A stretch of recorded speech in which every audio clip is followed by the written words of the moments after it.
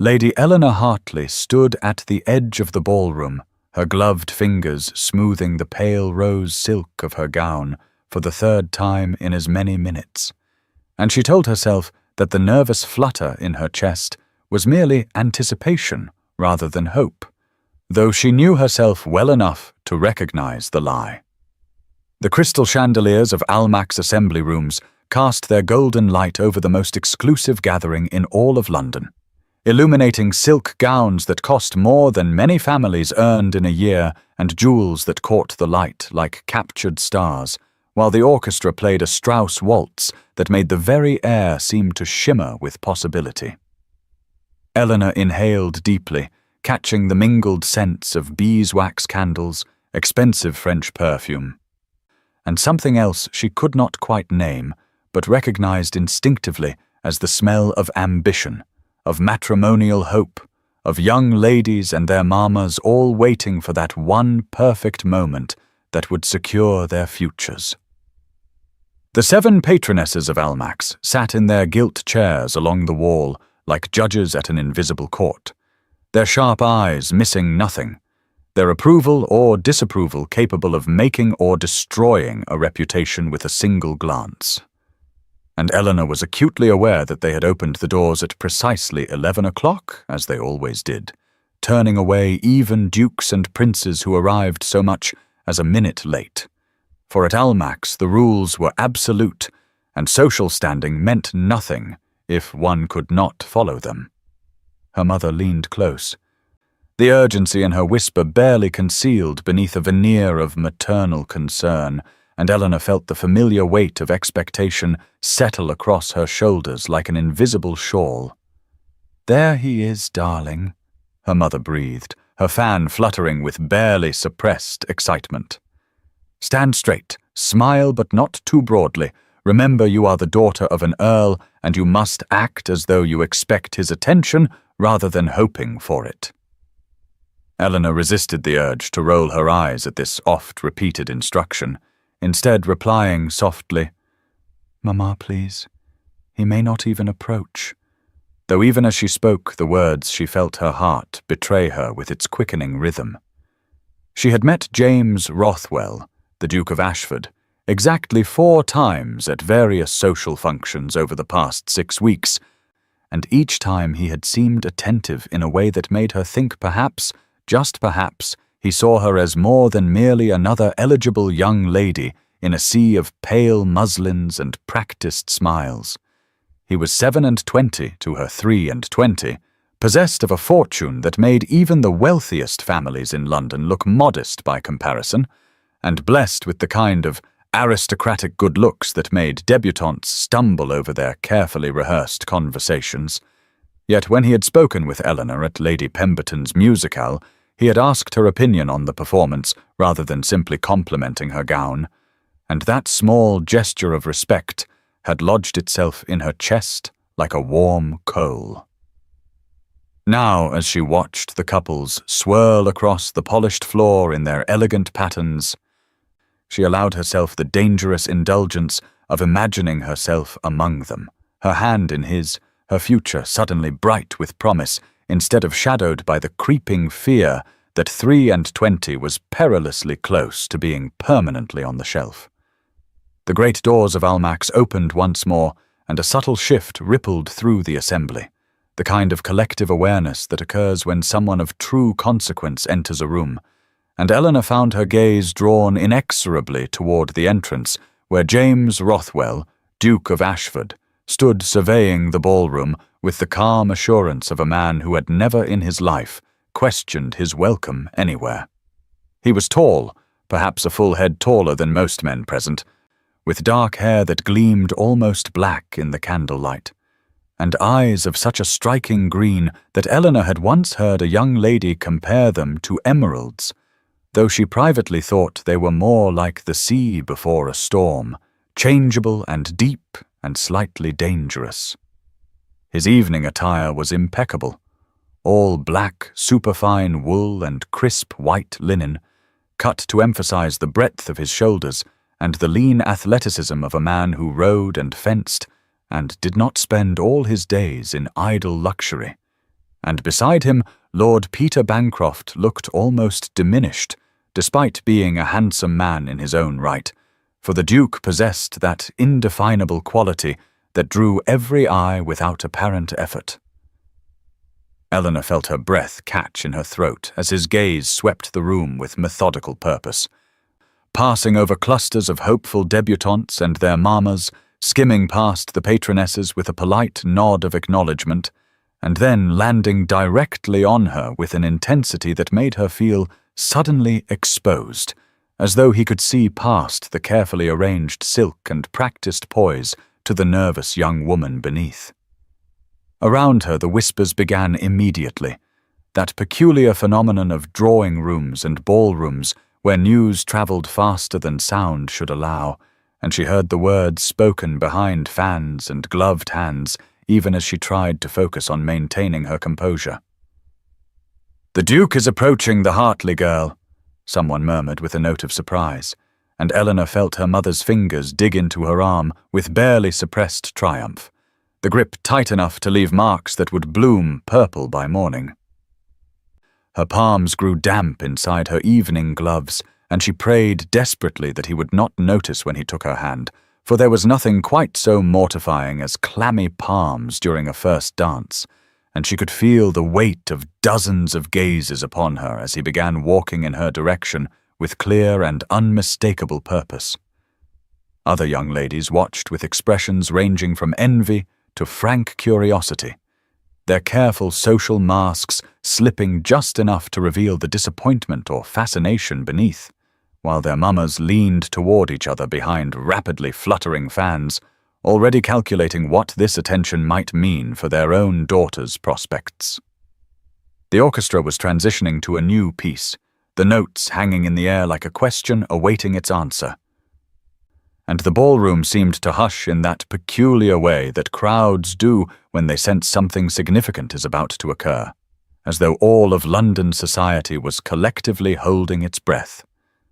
Lord Bancroft's voice carried across the diminishing space between them, pitched just loud enough for nearby listeners to hear, his tone carrying a hint of amusement as he said, "Going to claim your dance, Ashford?"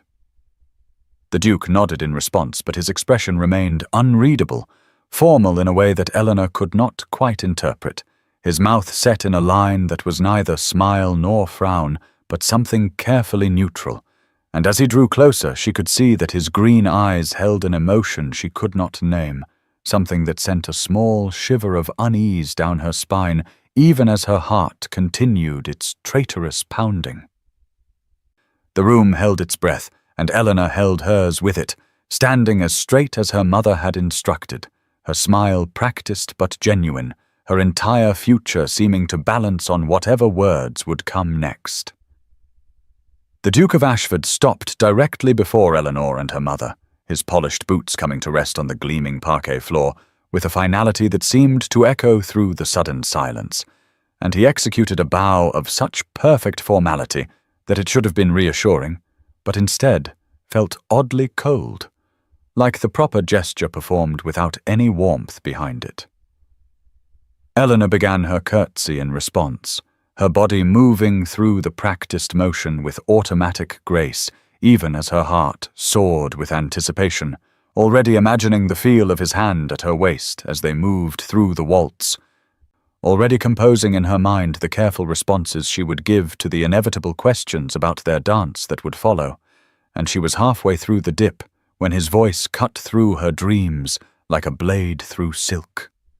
"Lady Eleanor, Lady Hartley," he said, his tone as formal and impersonal as his bow had been, each word enunciated with aristocratic precision.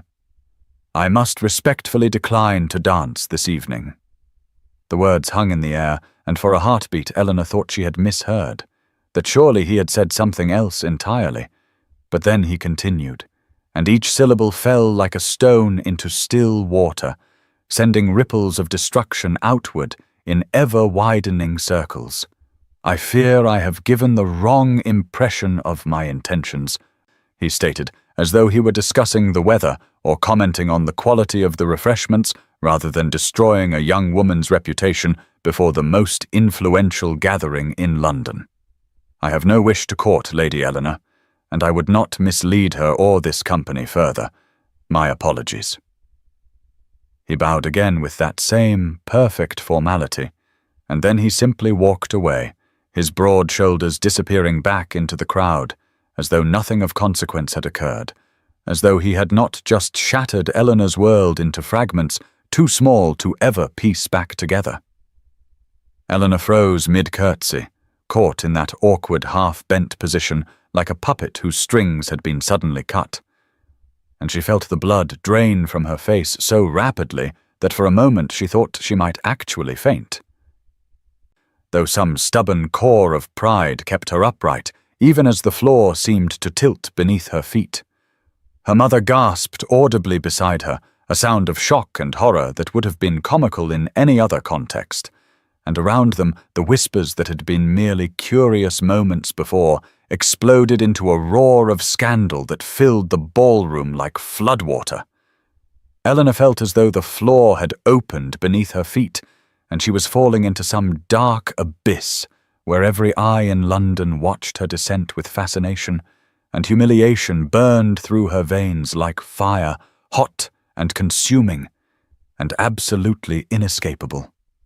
Her hands began to tremble inside her gloves, and she clasped them together to still the shaking. But it was useless. Her entire body had begun to betray her with its physical manifestation of her internal devastation.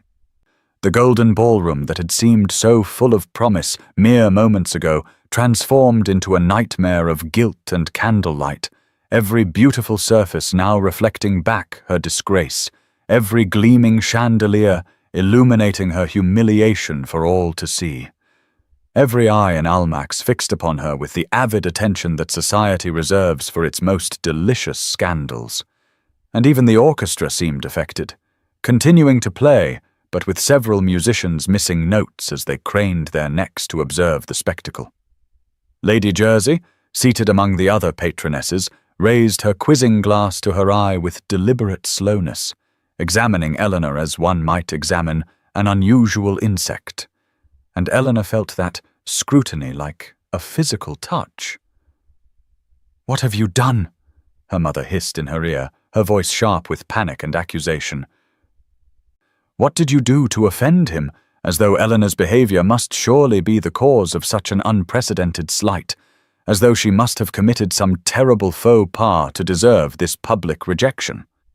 Eleanor could barely force the words past her constricted throat, her voice emerging as little more than a whisper. "Nothing, Mamma. I have done nothing." But even to her own ears it sounded like a plea rather than a statement of fact. Nearby, a young lady in white muslin leaned toward her companion and stage-whispered with poorly concealed delight, "How mortifying! Refused at Almack's of all places, she will never recover from this." And the words carried across the ballroom with perfect clarity, ensuring that Eleanor heard every syllable of her own social execution. Eleanor forced herself to remain standing through sheer force of will, calling upon reserves of strength she had not known she possessed, and with tremendous effort that left her feeling as though she were holding herself together with nothing more substantial than spider silk and pride.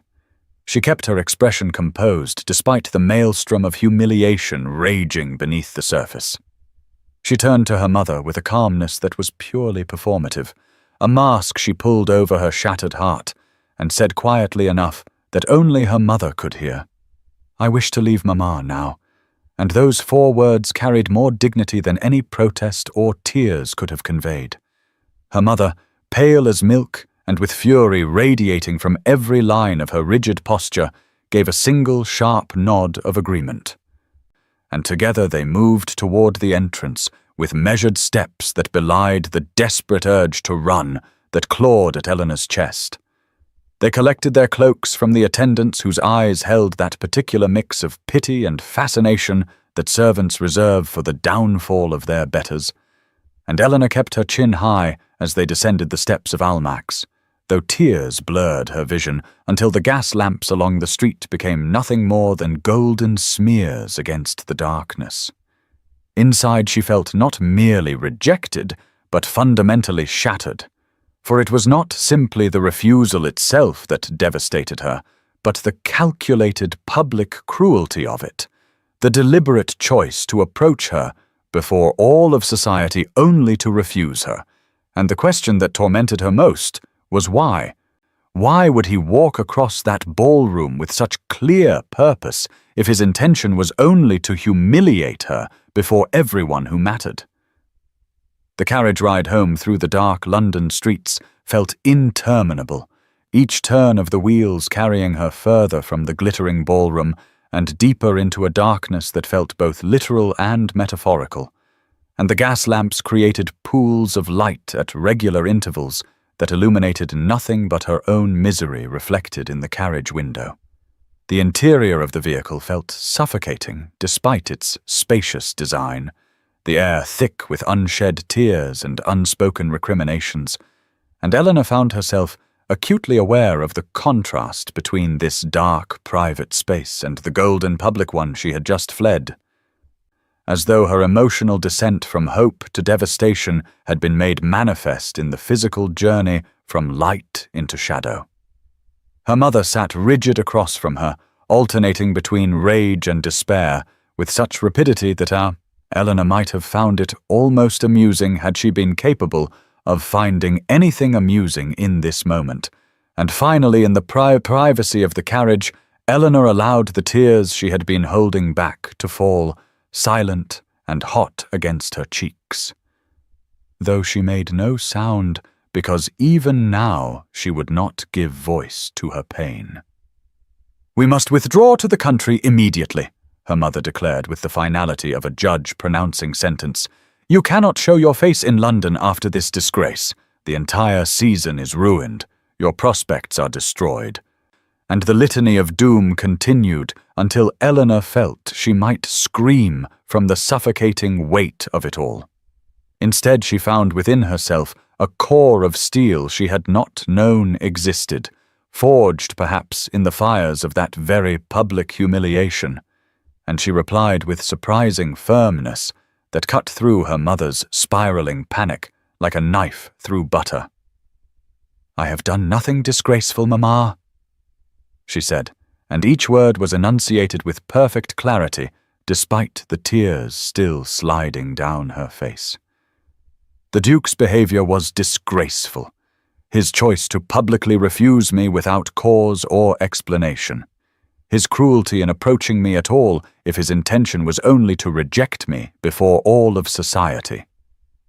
Eleanor felt her spine straighten as she spoke, felt something shifting inside her from victim to someone who would not accept that role without challenge.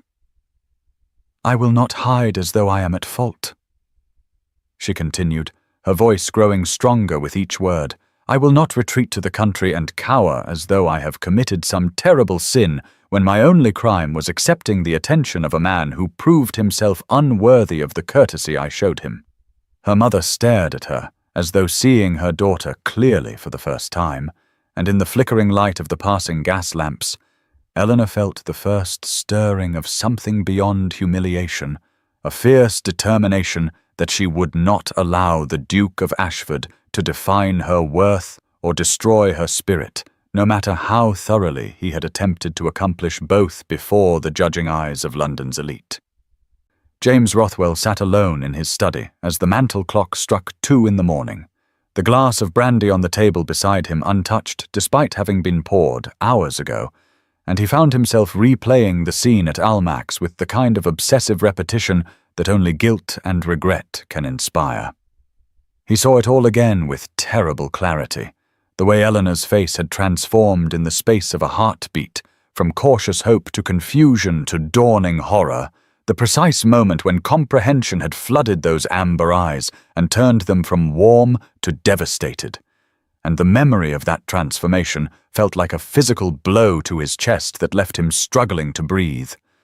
He dropped his head into his hands and pressed his palms against his eyes as though he could somehow erase the image burned into his mind.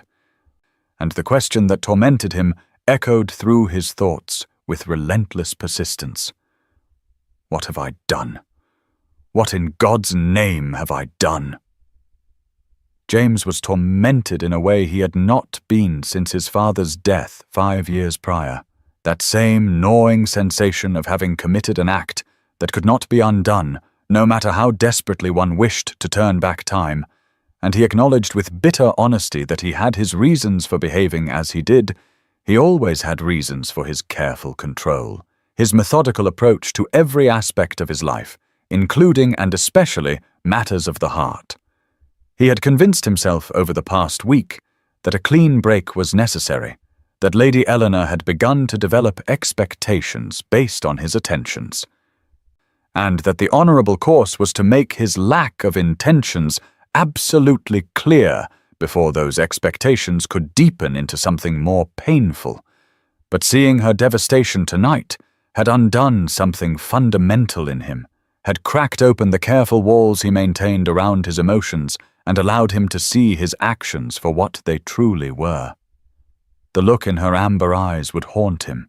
He knew, perhaps for the rest of his life, that particular expression of betrayal and confusion that suggested she could not comprehend what she had done to deserve such treatment. And the terrible truth was that she had done nothing, absolutely nothing, except be kind and intelligent and gently hopeful in a way that had terrified him into cruelty. He stood abruptly and began to pace the length of his study like a caged animal, his footsteps muffled by the thick Turkish carpet, and with each turn he felt the weight of his error pressing down upon him with increasing force, until he thought he might collapse beneath it. He had convinced himself that a public declaration would prevent false hope, would make his position so clear that there could be no misunderstanding or lingering expectations. But now he realized with sickening clarity that what he had actually accomplished was the complete and utter destruction of an innocent woman's reputation before the most influential gathering in London. The study around him was all dark panelled wood and leather-bound books, masculine and orderly in the way that everything in his life was orderly, for James Rothwell prided himself on control and precision in all things.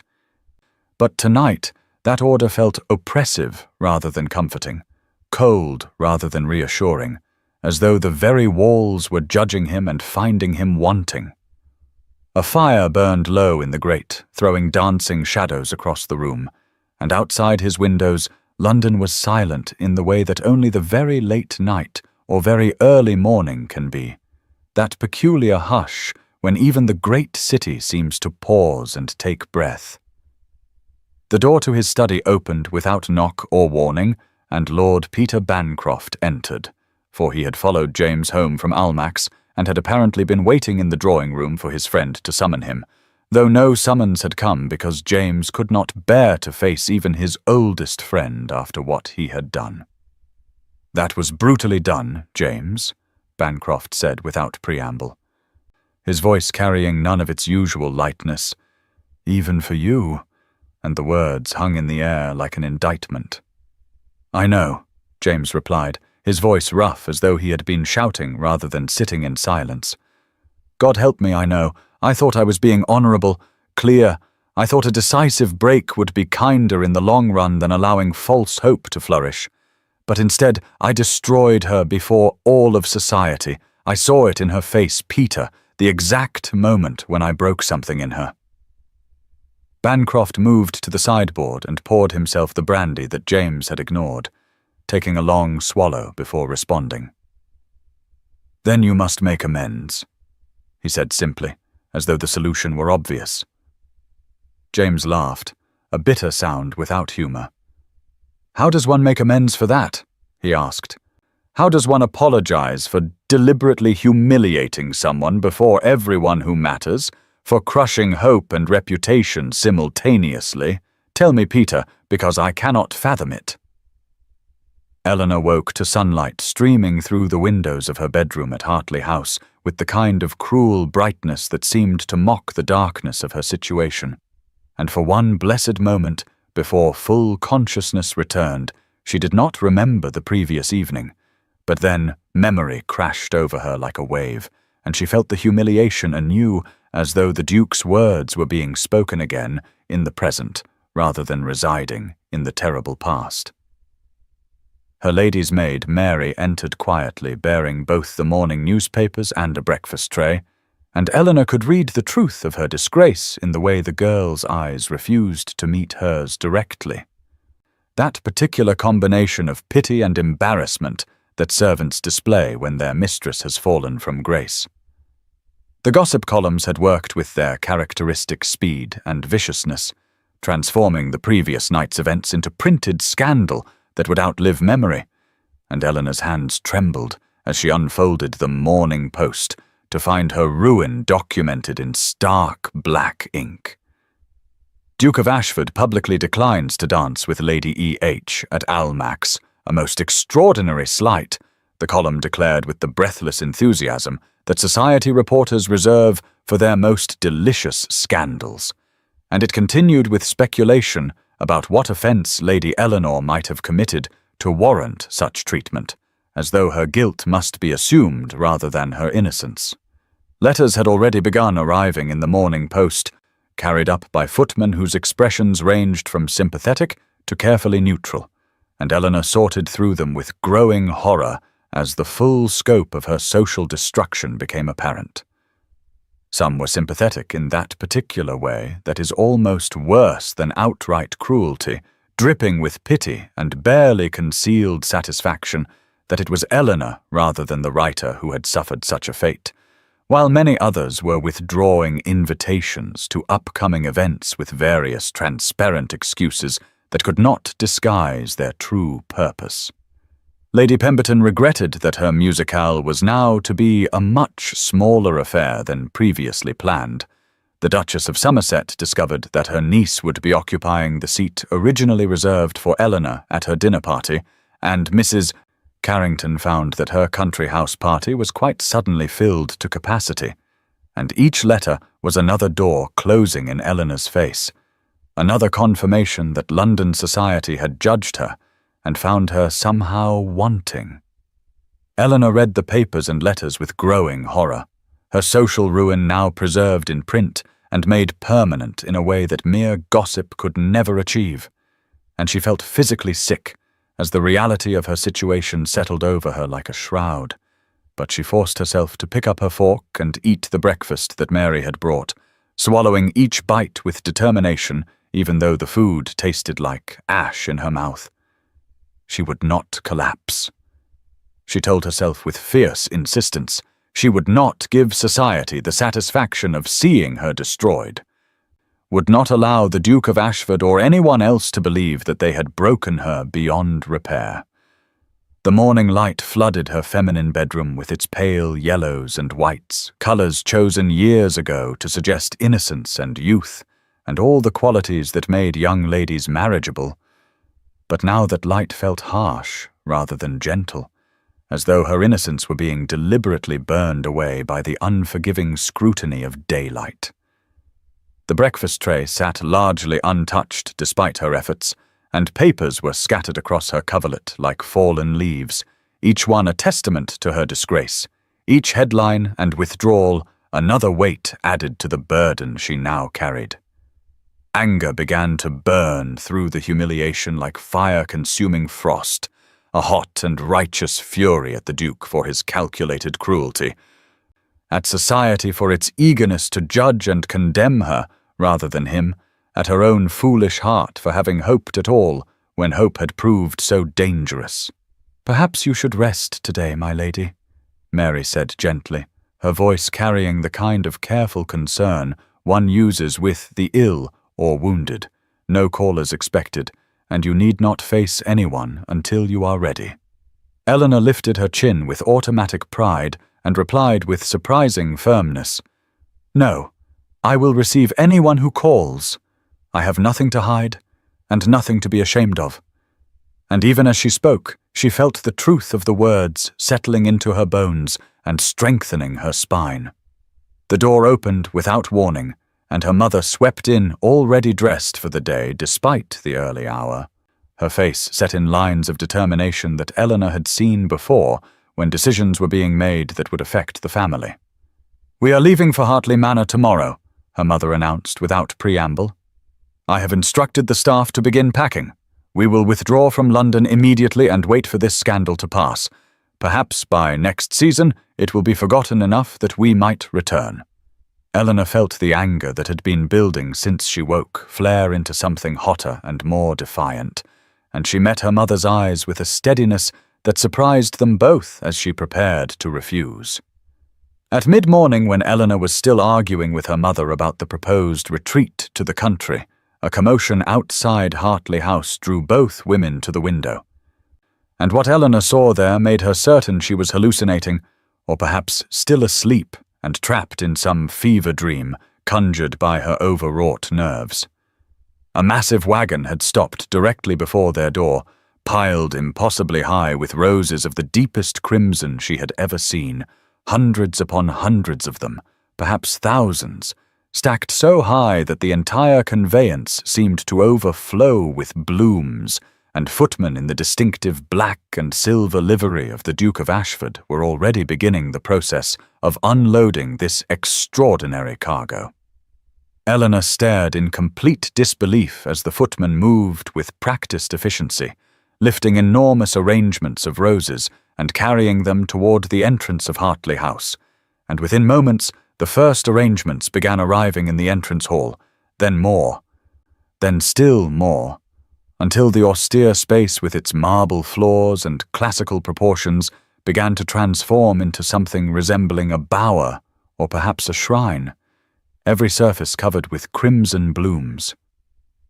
The scent of roses flooded the house with overwhelming intensity, sweet and heady and almost narcotic in its strength, and Eleanor found herself torn between the beauty of it and the sheer absurdity, for this was not a normal gesture of apology but something excessive to the point of madness.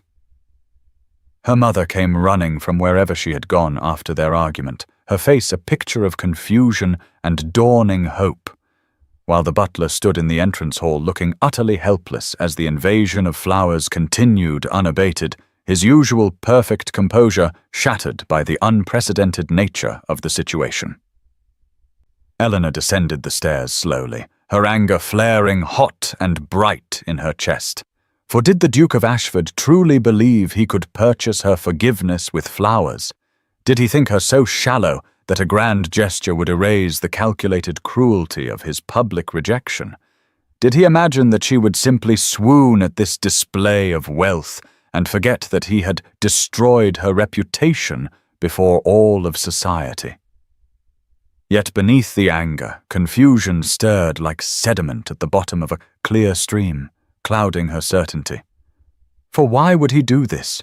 Why roses, and why so very many of them? Why make such a public spectacle when he could have sent a simple note of apology, or called in person to beg her forgiveness in private? The entrance hall continued its transformation as footmen carried in arrangement after arrangement, and Eleanor noticed with almost detached fascination how the thorns caught on the marble surfaces, leaving small scratches, how petals dropped to the floor like drops of blood, how the overwhelming beauty of it all was almost violent in its excess, as though the Duke were trying to bludgeon her into forgiveness through sheer visual assault. Servants gathered to whisper and stare, their usual discretion forgotten in the face of such extraordinary events. And through the still open door, Eleanor could see that passers-by on the street had stopped to gawk, that a small crowd was forming to witness this spectacle, and she realized with sinking certainty that whatever the Duke intended by this gesture, he had ensured that it would be as public as his original slight. One of the Duke's footmen approached her directly, bowing with perfect formality despite the chaos of flowers surrounding them, and his voice carried the careful neutrality of a well-trained servant delivering a message he knows to be significant. His Grace the Duke of Ashford presents his compliments and begs. Lady Eleanor will accept these tokens of his deepest regret, the footman intoned, as though he were announcing guests at a ball rather than delivering what appeared to be an entire hothouse worth of roses. Eleanor's mother gasped audibly and clutched at Eleanor's arm, her earlier despair apparently forgotten in the face of this development. 1,000 roses, her mother breathed with something approaching awe. There must be nearly that many, and Eleanor found she could not disagree with the estimate, for the entrance hall was now so full of blooms that navigation was becoming difficult. The footman extended a small, cream-colored card, and Eleanor took it with fingers that trembled despite her best efforts at composure, breaking the seal to reveal a message written in bold, masculine handwriting that she recognized from the few notes the Duke had sent during their brief acquaintance. "Forgive me," the card read with devastating simplicity. "I was a fool," and it was signed with nothing more than his title, Ashford, as though his identity required no further explanation. Eleanor stared at the card as the scent of 1,000 roses surrounded her like a physical embrace, and she felt the ground shifting beneath her feet once again, though whether toward forgiveness or deeper anger she could not yet say. Eleanor read the card once more, her eyes tracing the bold handwriting with its presumptuous simplicity, and then with deliberate precision she crumpled the cream-colored paper in her fist and turned to face the butler, who still stood helplessly amid the sea of crimson blooms that had invaded his orderly domain. "Return every rose to the Duke with my compliments," she instructed, her voice calm and cold as winter ice. "Tell his footman that Lady Eleanor does not accept gifts from the Duke of Ashford. Not today, and not ever." And she watched as the butler's eyes widened slightly in surprise before his professional mask reasserted itself. The butler hesitated for the briefest moment, his gaze sweeping across the entrance hall with its hundreds upon hundreds of roses, and Eleanor could practically see him calculating the sheer logistics of returning such an enormous delivery, the time it would take, the wagons that would be required, the spectacle it would create. But years of training won out over practical concerns, and he bowed his acceptance. "Very good, my lady," he said simply, and began issuing quiet instructions to the footman who had been standing uncertain amid the floral chaos. Eleanor climbed the stairs to her bedroom and positioned herself at the window that overlooked the street, watching with grim satisfaction as the process of removal began, each arrangement carried back out through the door with the same care that had brought it in, loaded back onto the wagons that still waited at the curb. The Duke's liveried footmen working with admirable efficiency to undo what they had just accomplished. She felt a fierce pleasure in the rejection, a sense of having seized back some small measure of control in a situation where she had been rendered utterly powerless. For if the Duke of Ashford thought that grand gestures could erase the calculated cruelty of public humiliation, then he was very much mistaken. Yet even as she watched the roses disappear back into the wagons, part of her mind could not help but wonder at the extravagance of it all, for 1,000 roses must have cost a fortune even for a man of the Duke's considerable wealth, and more than that, such a delivery required significant planning and coordination. When had he arranged this, she wondered? Had he placed the order the very night of Almack's after leaving her standing devastated on that ballroom floor? Had he lain awake consumed by guilt and decided that flowers would somehow make amends? Had he truly believed that she would simply accept them and consider the matter closed? The questions circled through her mind like birds seeking a place to land, but she pushed them aside and focused instead on hardening her resolve, on building walls around the confusion and hurt that the roses had unexpectedly stirred, for she would not be bought with blooms, no matter how beautiful or how numerous.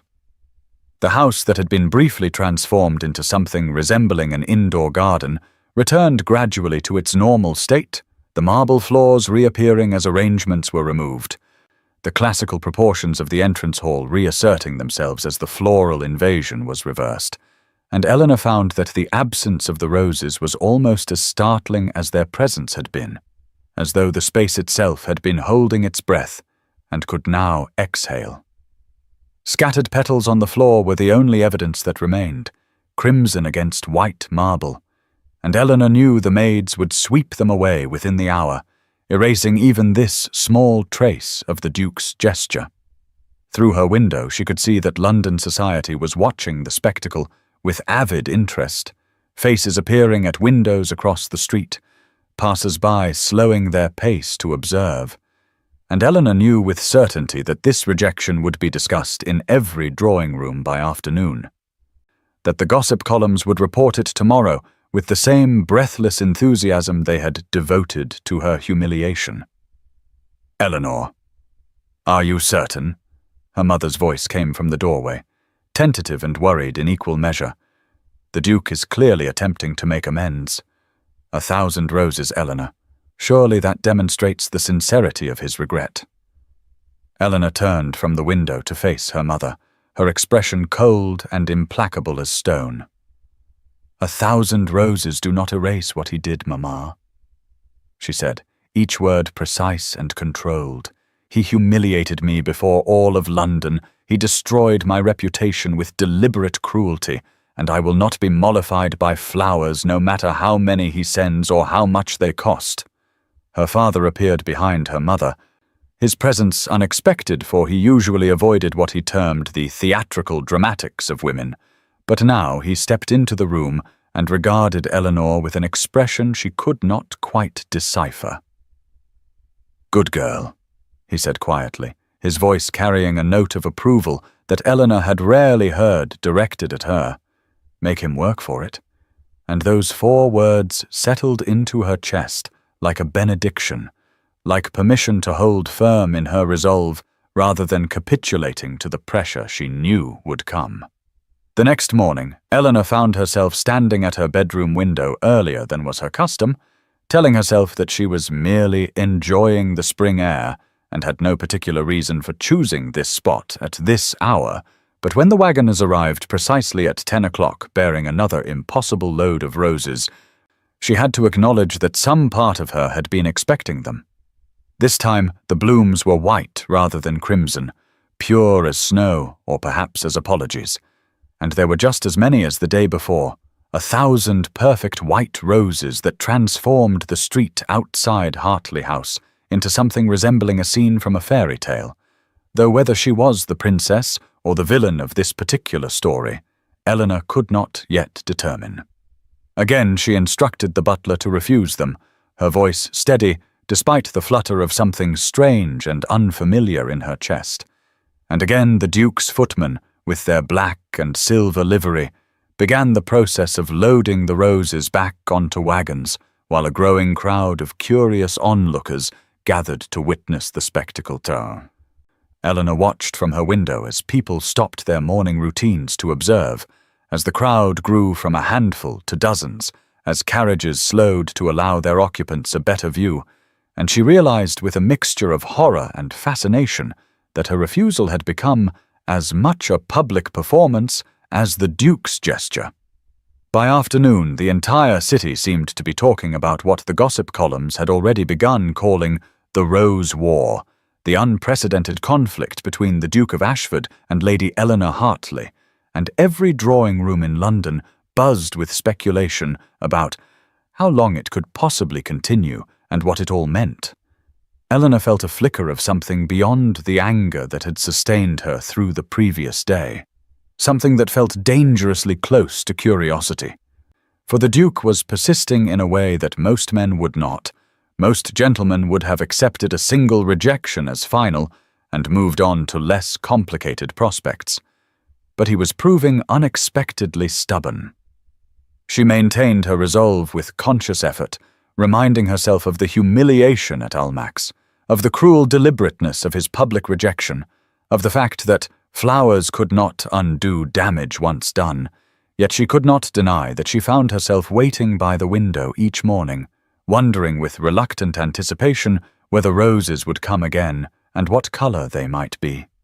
The street outside Hartley House had become a kind of daily theatre where Londoners gathered to watch the unfolding drama, and Eleanor observed with bemused detachment as vendors began appearing to sell refreshments to the crowd, as though the delivery and rejection of roses had become entertainment worthy of an admission price. It was a spectacle in the truest sense, a story that Londoners followed with the same avid interest they might devote to a serialized novel, speculating about the next installment and debating the motivations of the principal characters. And Eleanor found herself simultaneously appalled and oddly flattered by the attention. The weather remained crisp and clear as March settled into its stride, daffodils blooming in the squares and parks, while 1,000 roses arrived daily at Hartley House, only to be returned within the hour, and the juxtaposition of the natural spring flowers with the extravagant hothouse blooms seemed to Eleanor a metaphor for something she could not quite articulate. Her younger sister Beatrice burst into her room that afternoon with the kind of barely contained excitement that only an 18-year-old could muster, her eyes bright with vicarious romance, and her cheeks flushed from having run up the stairs in a manner their mother would have deemed most unladylike. "Eleanor, you are famous," Beatrice exclaimed, dropping onto the bed with complete disregard for her muslin gown. "Everyone is talking about you and the Duke. It is terribly romantic." And Eleanor felt irritation flare at this characterization of what she considered a prolonged insult. "It is not romantic," she snapped with more vehemence than she had intended. "It is absurd. He is being absurd, and I am simply refusing to reward his assumption that I can be bought with flowers." But Beatrice was not so easily deterred, her romantic nature finding nourishment in the very aspects that Eleanor found most troubling. "He must truly care to go to such lengths," Beatrice insisted, leaning forward with the earnest intensity of youth. "No man sends 2,000 roses without deep feeling. Eleanor, perhaps he made a terrible mistake at Almack's, but surely these flowers prove that he regrets it desperately." Eleanor wanted to argue, wanted to explain that grand gestures were not the same as genuine remorse, that public displays of wealth were not equivalent to private acts of contrition, but she found the words would not come. For some traitorous part of her mind was whispering that perhaps Beatrice had a point. Perhaps no man would go to such extraordinary lengths unless driven by feelings more profound than simple guilt. Retry CP. In his study, James Rothwell sat across the broad mahogany desk from his secretary Mr. Pemberton, a meticulous man of middle years who had managed the Duke's affairs for the better part of a decade, and who now looked distinctly uncomfortable as he presented the accounting ledgers documenting the mounting costs of what the household staff had begun calling the Rose Campaign. "Your Grace," Pemberton began with the careful delicacy of a man delivering unwelcome news, "the expenses are becoming quite substantial, not merely the cost of the roses themselves, though they are considerable given that we are procuring them from hothouses across England, and have even engaged suppliers in France to meet the daily demand, but also the logistics of transportation, the wages for additional footmen, the coordination required to ensure delivery at precisely the same hour each morning." James waved his hand in dismissal before the secretary could continue itemizing costs, the gesture conveying both his lack of concern for the financial implications and his desire to end this particular conversation. "I do not care about the expense," he said flatly. "Order another 1,000 for tomorrow and continue the daily deliveries until I instruct otherwise." And Pemberton bowed his acceptance, though his expression suggested he thought his employer had taken leave of his senses. After the secretary departed, James sat alone staring at the papers scattered across his desk, maps marking the locations of every significant hothouse within a day's journey of London. Schedules detailing the complex choreography required to gather and deliver 1,000 fresh roses each morning, correspondence with flower merchants who had initially thought him mad, but who now competed eagerly for his business, and he acknowledged to himself that this entire enterprise had evolved into something resembling a military campaign. Lord Peter Bancroft arrived without appointment, but also without surprise, for he had been calling daily since the rose deliveries began, driven by a combination of genuine concern for his friend and frank curiosity about how long this extraordinary situation could possibly continue. "You are becoming obsessed, James," Bancroft announced as he settled into the leather chair opposite the desk without waiting for invitation. 3,000 roses, and she has refused them all. Perhaps you should abandon this strategy and call on her personally. Speak with her face to face rather than communicating through flowers. James looked up from the maps and schedules that had consumed his morning and met his friend's eyes with an intensity that made Bancroft shift uncomfortably. "She will not receive me," James stated with absolute certainty.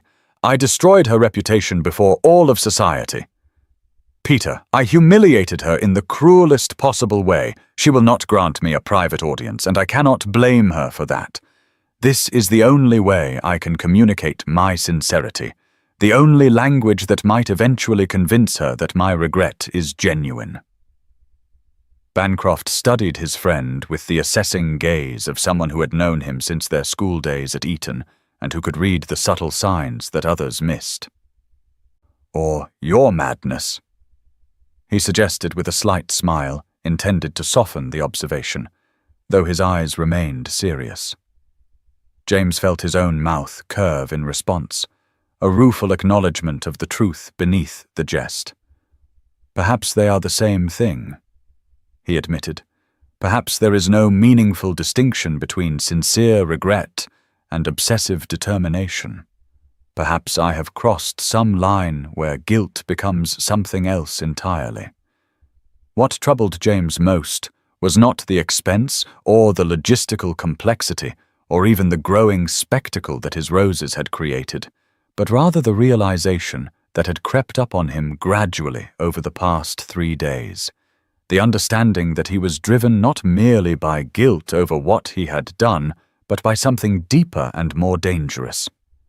He was realizing with uncomfortable clarity what he had lost in that moment at Almack's. Not just Eleanor's good opinion or the possibility of a convenient marriage, but the chance to know her, to discover what thoughts lived behind those amber eyes, to understand what combination of strength and grace allowed her to stand so firmly against him when most women would have capitulated after the first delivery.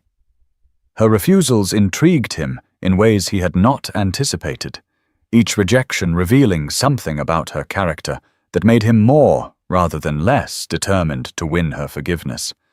And he found himself thinking about her at odd moments throughout the day, wondering what she was doing, whether she was watching from her window when the roses arrived, what expression crossed her face when she ordered them returned.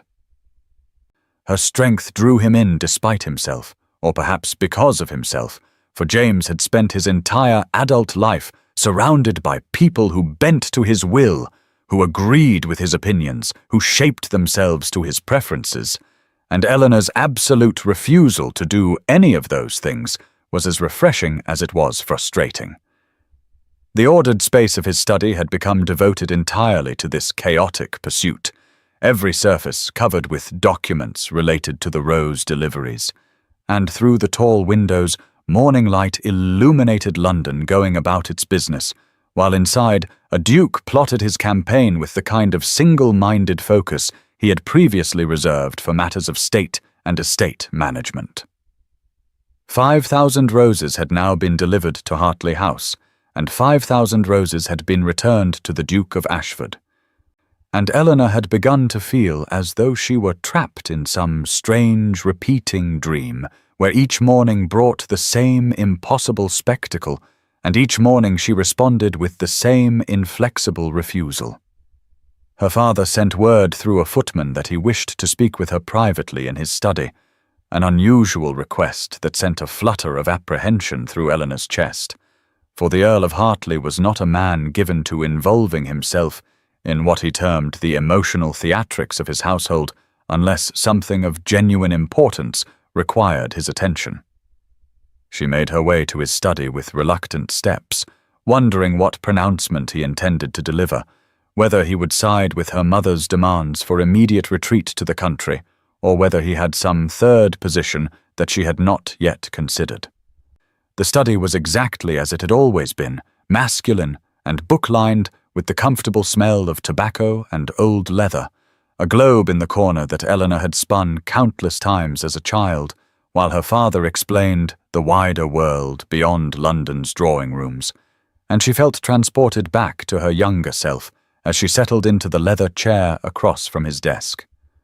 Rain pattered against the tall windows in a steady rhythm that seemed to underscore the seriousness of whatever conversation was about to unfold, and Eleanor could see through the glass that another delivery of roses sat outside, awaiting her inevitable refusal.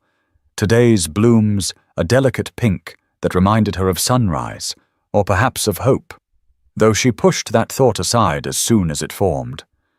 Her father regarded her in silence for a long moment, his expression thoughtful rather than judgmental, and when he finally spoke, his question was not at all what she had expected. "Do you want to forgive him, Eleanor?" he asked with the directness that had always characterized their private conversations. "Or do you want to punish him?" And she must answer honestly, because the distinction matters more than you might think. Eleanor was taken aback by the question, her mouth opening to respond with automatic defiance before she realized that she did not actually know the answer. For she had been so focused on her righteous anger, so consumed by the justified fury of having been wronged, that she had not separated in her mind the desire for justice from the desire for vengeance. She sat in her father's leather chair, feeling suddenly like a child again, uncertain and seeking guidance from the man who had always helped her think through complicated problems with clarity and precision, and his question unsettled her precisely because it forced her to examine motivations she had not yet interrogated. "He wronged you grievously," her father continued, when she did not immediately respond. "No question about that. Eleanor, what he did at Almack's was cruel and calculated, and you have every right to your anger. But 5 days of persistence, 5,000 roses, that suggests something beyond mere social obligation, that suggests genuine contrition." Eleanor found her voice at last, though it came out sharper than she intended. "Or stubbornness," she countered. "Perhaps he simply cannot bear that someone has refused him. Perhaps his pride is wounded, and he wishes to win this contest regardless of any actual feeling." Her father nodded slowly, acknowledging the validity of her interpretation. "Perhaps," he agreed, "but consider Eleanor. What does forgiveness actually mean? Must he suffer proportionally to your suffering before you can grant it? And if so, how do you measure when the debt is paid? How many roses equal one public humiliation? How many days of rejection balance one moment of cruelty?" The questions landed like stones in still water, sending ripples through Eleanor's carefully constructed certainty. For she had not considered forgiveness in such concrete terms, had not attempted to quantify what would be sufficient penance, or whether penance was even what she truly sought. "Does he need to feel exactly as terrible as you felt that night at Almack's?" Her father pressed with gentle relentlessness. "Does he need to experience equivalent public shame? And if he does, then no amount of roses will achieve that goal. But if forgiveness means something else, if it means releasing anger because holding it has become more burdensome than the original wrong, then perhaps you need to ask yourself what you are actually protecting by maintaining this position." "I do not know, Papa," Eleanor said quietly, the admission feeling like defeat and relief in equal measure. "I do not know what I want anymore. I thought I wanted him to understand the depth of his cruelty, to see that actions have consequences, and that people cannot simply be discarded when they become inconvenient. But now I find myself waiting each morning to see if roses will come, and feeling strangely disappointed on the mornings when I wake before they arrive, and I do not understand what that means." Her father's expression softened with something that looked like sympathy mixed with recognition, as though he had been waiting for precisely this admission. "That uncertainty," he said gently, "that confusion about your own desires, That is often the first sign that forgiveness is becoming possible, not because the wrong was any less wrong or because sufficient time has passed, but because you are beginning to see the person who wronged you as something more complex than simply the author of your pain. On the seventh day, the roses arrived in a rainbow of color, every shade mixed together in arrangements that seemed to capture light itself. Crimson and white and pink and yellow and coral, all intertwined in a display so breathtakingly beautiful that even Eleanor's carefully maintained anger faltered at the sight. The Duke had varied his approach for the first time since the deliveries began, and this departure from pattern felt significant in ways Eleanor could not immediately articulate, as though he were demonstrating that his commitment was not mere stubborn repetition, but something more thoughtful, more deliberate. With the roses came a new note, longer than the first terse message, and Eleanor broke the seal with fingers that trembled slightly, despite her determination to remain unmoved. "I do not ask you to forget what I did," the note began, in that bold handwriting she was beginning to recognize as easily as her own. "I ask only that you allow me the chance to explain why I was such a coward. If you refuse these roses as you have the others, I will understand. But I will send 1,000 more tomorrow, and every day after, until you believe I mean what I say." And it was signed simply Ashford, as though his title were both identity and confession. Eleanor read the note multiple times, her eyes catching on the word coward with each pass, for the Duke of Ashford had called himself a coward in his own hand, had admitted weakness and fear in a way that proud men rarely did, and the admission surprised her more than all the roses combined. She had expected continued apology, perhaps escalating declarations of regret, but this acknowledgement of his own flawed humanity was something different entirely, something that penetrated the armor of her anger in a way that grand gestures alone could not.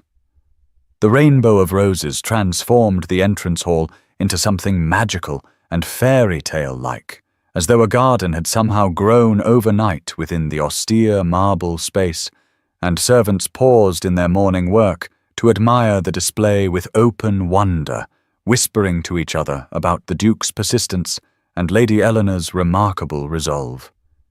The effect was different from the monochrome displays of previous days, more personal somehow, as though each color had been chosen to convey some specific meaning, and Eleanor found herself wondering what the Duke had thought as he selected them, whether he had personally instructed the florists, or whether he had simply ordered variety without considering the implication.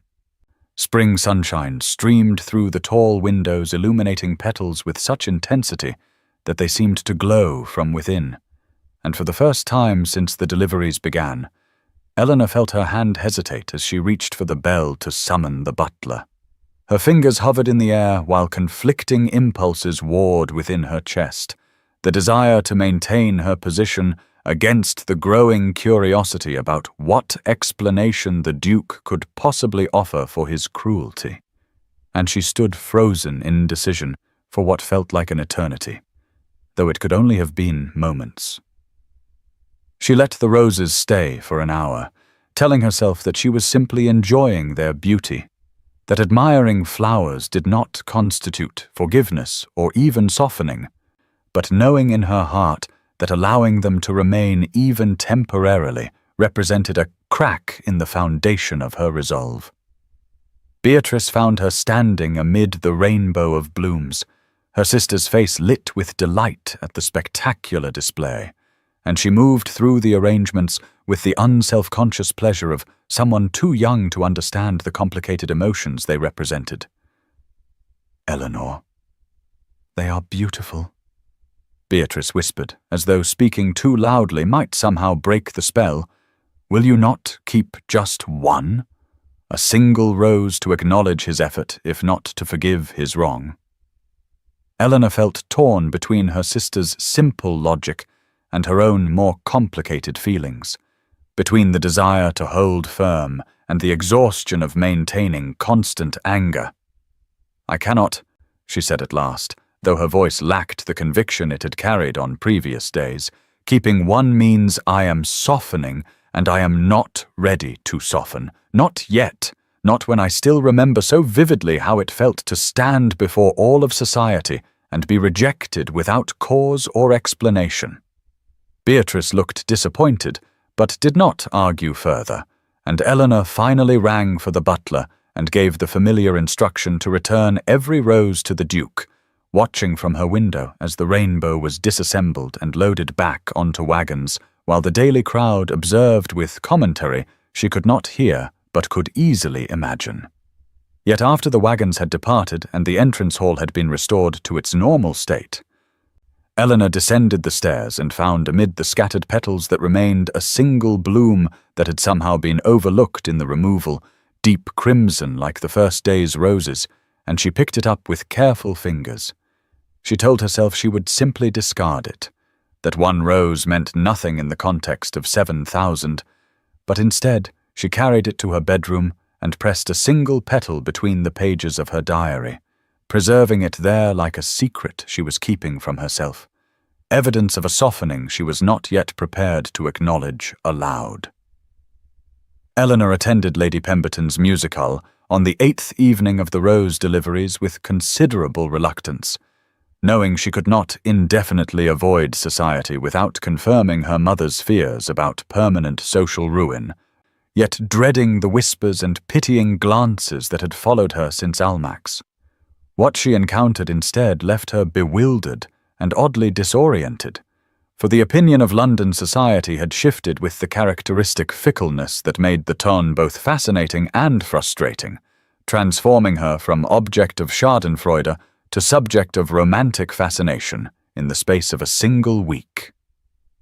Ladies who had deliberately cut her in the street after her public humiliation now approached her with eager warmth, their eyes bright with curiosity and their questions tumbling over one another in their haste to extract details about the Duke's unprecedented campaign.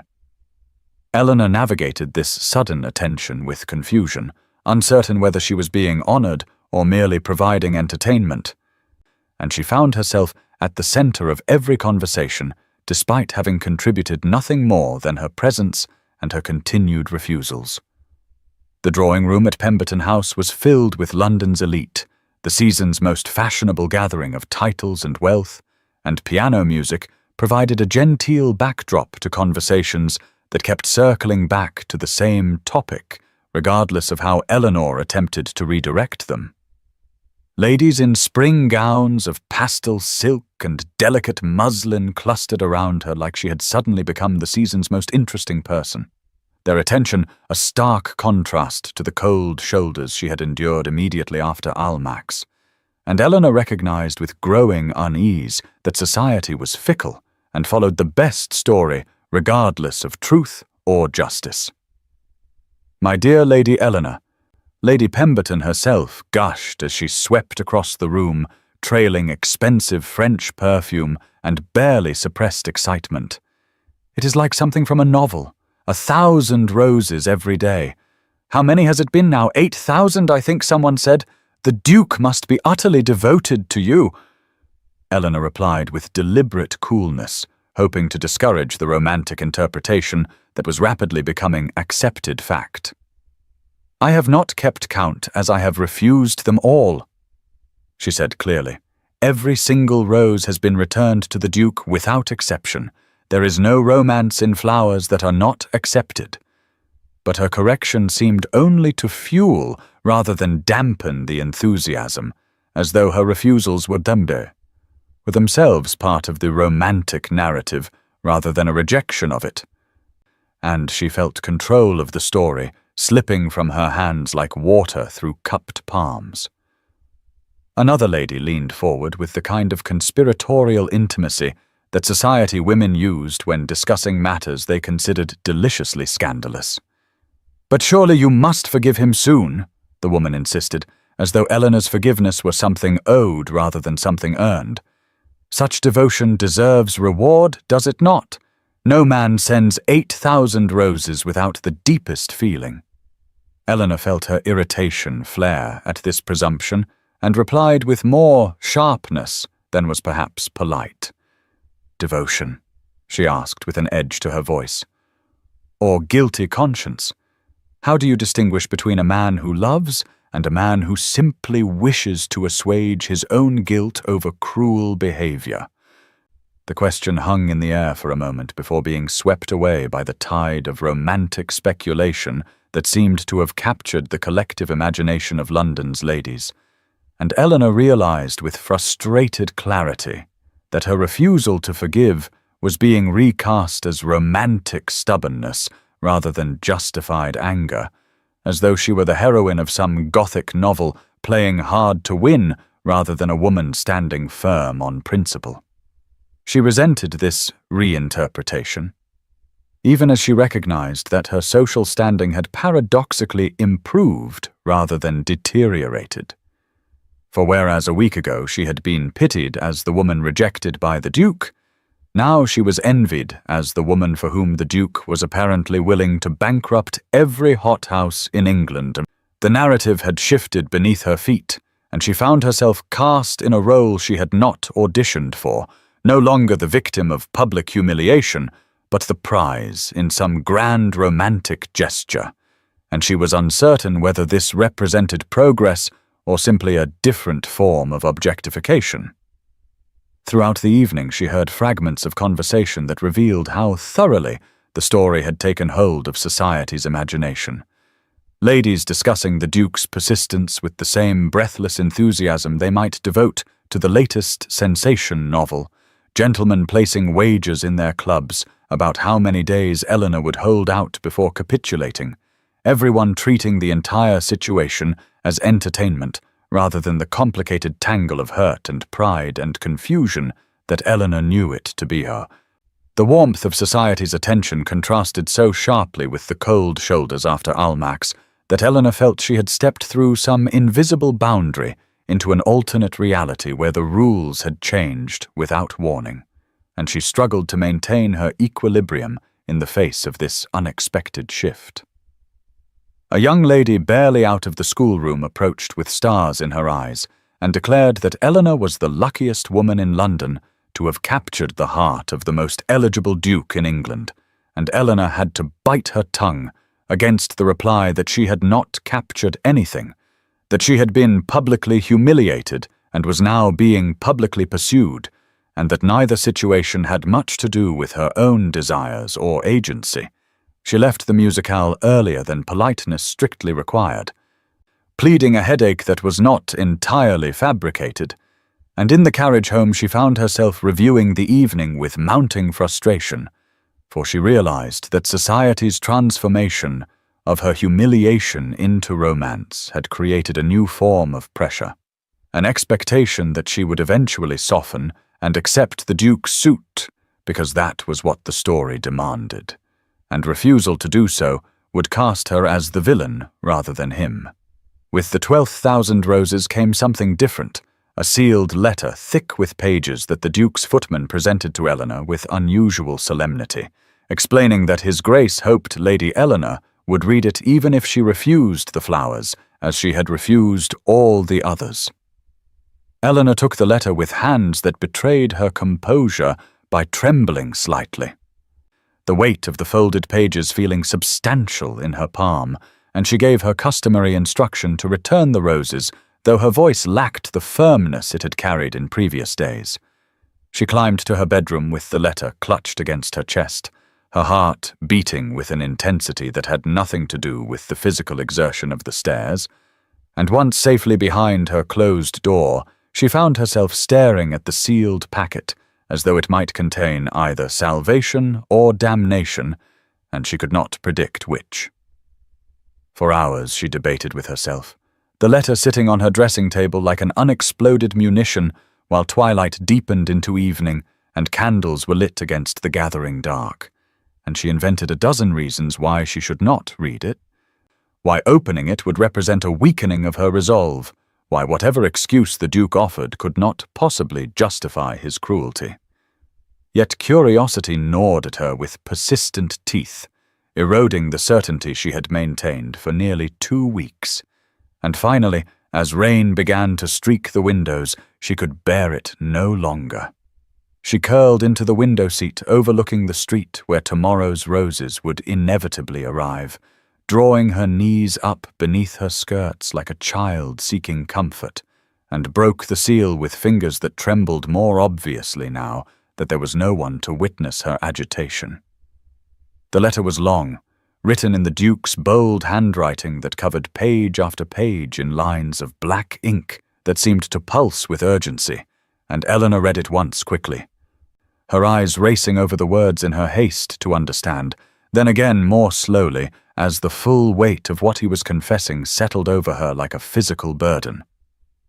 "Lady Eleanor," the letter began without preamble or elaborate greeting, "I owe you an explanation, though it excuses nothing I have done, and what follows is not an attempt to justify my behavior, but merely to provide context that you deserve to have, even if you choose to do nothing with it. 3 years ago I was engaged to Lady Caroline Ashworth, the daughter of the Marquis of Pembroke, and I believed myself in love with all the naive certainty of a young man who has never truly been tested.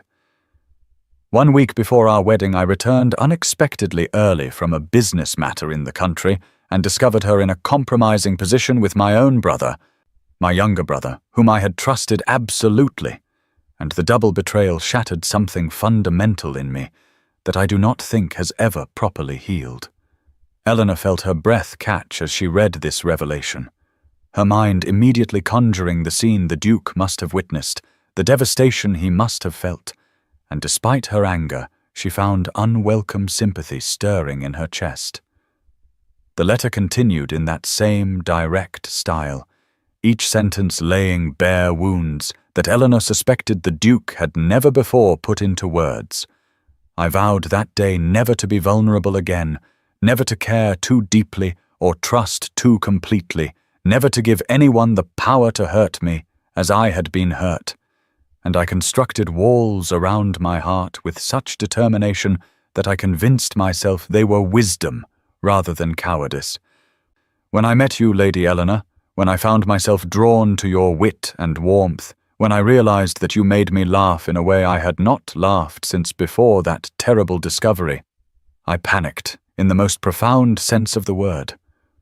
The Duke's handwriting seemed to press harder into the paper at this point, the letters darker as though emotion had translated into physical force. "I convinced myself that I was being honorable by severing our acquaintance publicly and definitively, that a clean break would prevent false hope and save us both from greater pain down the road. That decisive action was better than allowing expectations to develop that I could never fulfill. Instead, I became the very thing I despised, someone who inflicts pain to protect himself, someone who wounds the innocent because he has been wounded, someone who mistakes cruelty for strength." Eleanor felt tears gathering in her eyes as she read, her anger complicated now by understanding though not yet dissolved, and the pages rustled in her hands as though they too were trembling with the weight of confession. "You deserved honesty in private, not cruelty in public," the letter went on. "You deserved to be told that my fear prevented me from pursuing you further, not to be rejected before all of society, as though you were somehow unworthy when the unworthiness was entirely mine. I cannot undo what I did, Eleanor. I cannot take back the words or erase the humiliation, but I can spend however long it takes proving that I see my error, that I recognize the profound difference between protecting oneself and destroying another. The roses are not payment, for they could never be sufficient.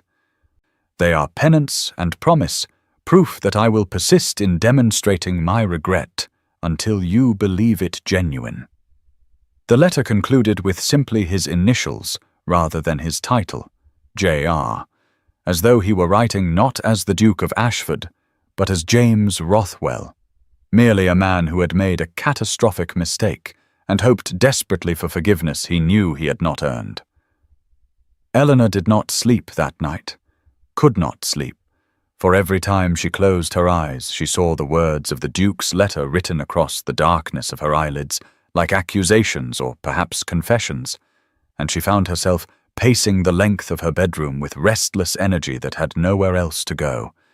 She reread the letter so many times that she began to memorize passages without intending to, phrases about betrayal and fear, and walls built for protection that became prisons.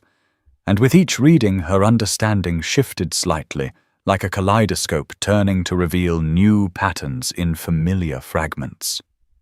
The candles burned down slowly as the night progressed, their flames guttering and reforming in the drafts that crept through even the best-maintained townhouse. And Eleanor watched the wax pool and drip with the same fascinated detachment she might have given to watching her own certainty melt away. She thought about betrayal, about what it must have felt like to discover the woman you loved and the brother you trusted in that terrible moment of revelation, and she recognized with uncomfortable honesty that such a wound would not heal cleanly or quickly, that it would leave scars that shaped all future choice. She thought about fear and the walls people build to protect themselves, and in this thinking she recognized something of herself in the Duke's confession. For had she not also been afraid of vulnerability, of hoping too much, of allowing herself to believe that someone might truly want her for herself, rather than for her family connections or her father's modest fortune? The realization unsettled her because it complicated the neat division she had maintained between his wrongdoing and her righteousness, introducing shades of grey into what she had preferred to see as stark black and white. By the time dawn began to lighten the sky from black to grey to the pale pink of early morning, Eleanor was exhausted in body and spirit, but had reached no firm conclusion except that her anger was more complicated now, layered with understanding that she had not possessed before and could not simply dismiss. She wanted to hold on to her righteous indignation because it had been her armor these past 12 days, the thing that kept her upright and resolute when society's opinion shifted like sand beneath her feet. But the Duke's honesty had penetrated that armor in a way that flowers alone could not. She found herself thinking of the crimson petal pressed between the pages of her diary, that small secret acknowledgement that something in her had already begun to soften, and she wondered when exactly that softening had started, whether it was the rainbow roses or the word coward in his first long note, or some earlier moment she had not recognized as significant. She thought of 12,000 roses, of the extraordinary persistence required to maintain such a campaign, of the planning and expense and sheer stubborn determination it represented, and she asked herself whether a man who cared nothing beyond assuaging his guilt would truly go to such lengths. The word coward echoed in her mind, and she considered how much courage it must have taken for the proud Duke of Ashford to admit weakness, to acknowledge fear, to lay bare wounds he had clearly never before revealed, and that courage of confession moved her in ways the roses themselves had not. She was not ready to forgive, she told herself firmly as she stood at her window watching London wake below, not ready to simply absolve him of the pain he had caused, or to pretend that public humiliation could be erased by private explanation, but neither was she certain she wanted to refuse forever, to hold on to anger until it turned bitter and consumed her from within. "What do I want?"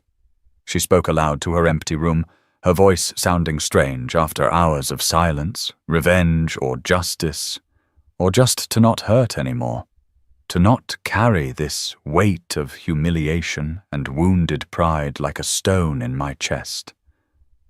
The question hung in the air unanswered because Eleanor did not know the answer, had perhaps never known it, and she realized that her father had been right when he asked whether she wanted to forgive or to punish. She picked up the letter again, though she could have recited most of it from memory by now, and ran her finger over the signature at the bottom, just initials J and R, as though the Duke could not bear to write his full name or title, as though he were signing as simply a man rather than as the powerful peer who had wronged her. "James Rothwell," she whispered to the empty room. Who are you really? Are you the cruel man who rejected me at Almack's, or the wounded man who wrote this letter? Or are you somehow both at once? And if you are both, then which version do I respond to? Outside her window she could hear London coming to life, vendors calling their wares in the streets below, carriages beginning to rattle over cobblestones, the city shaking off sleep and preparing for another day.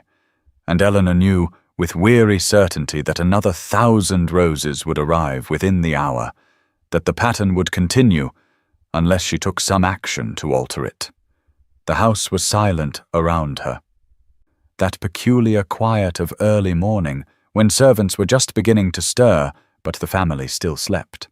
And in that silence, Eleanor felt the full weight of the decision that awaited her.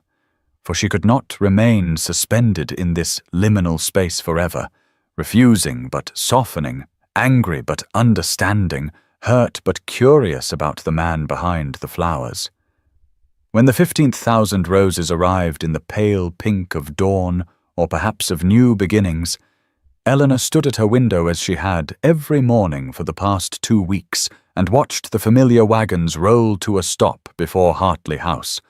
But this time, when the footmen began their well-practiced routine of unloading, she did not immediately reach for the bell to summon her butler. She stood motionless for a long moment, her hand hovering in the air as though suspended by invisible strings, while some invisible battle was fought and won within her chest. And then, with sudden decision, she turned from the window and descended the stairs to the entrance hall, where roses were already beginning to accumulate.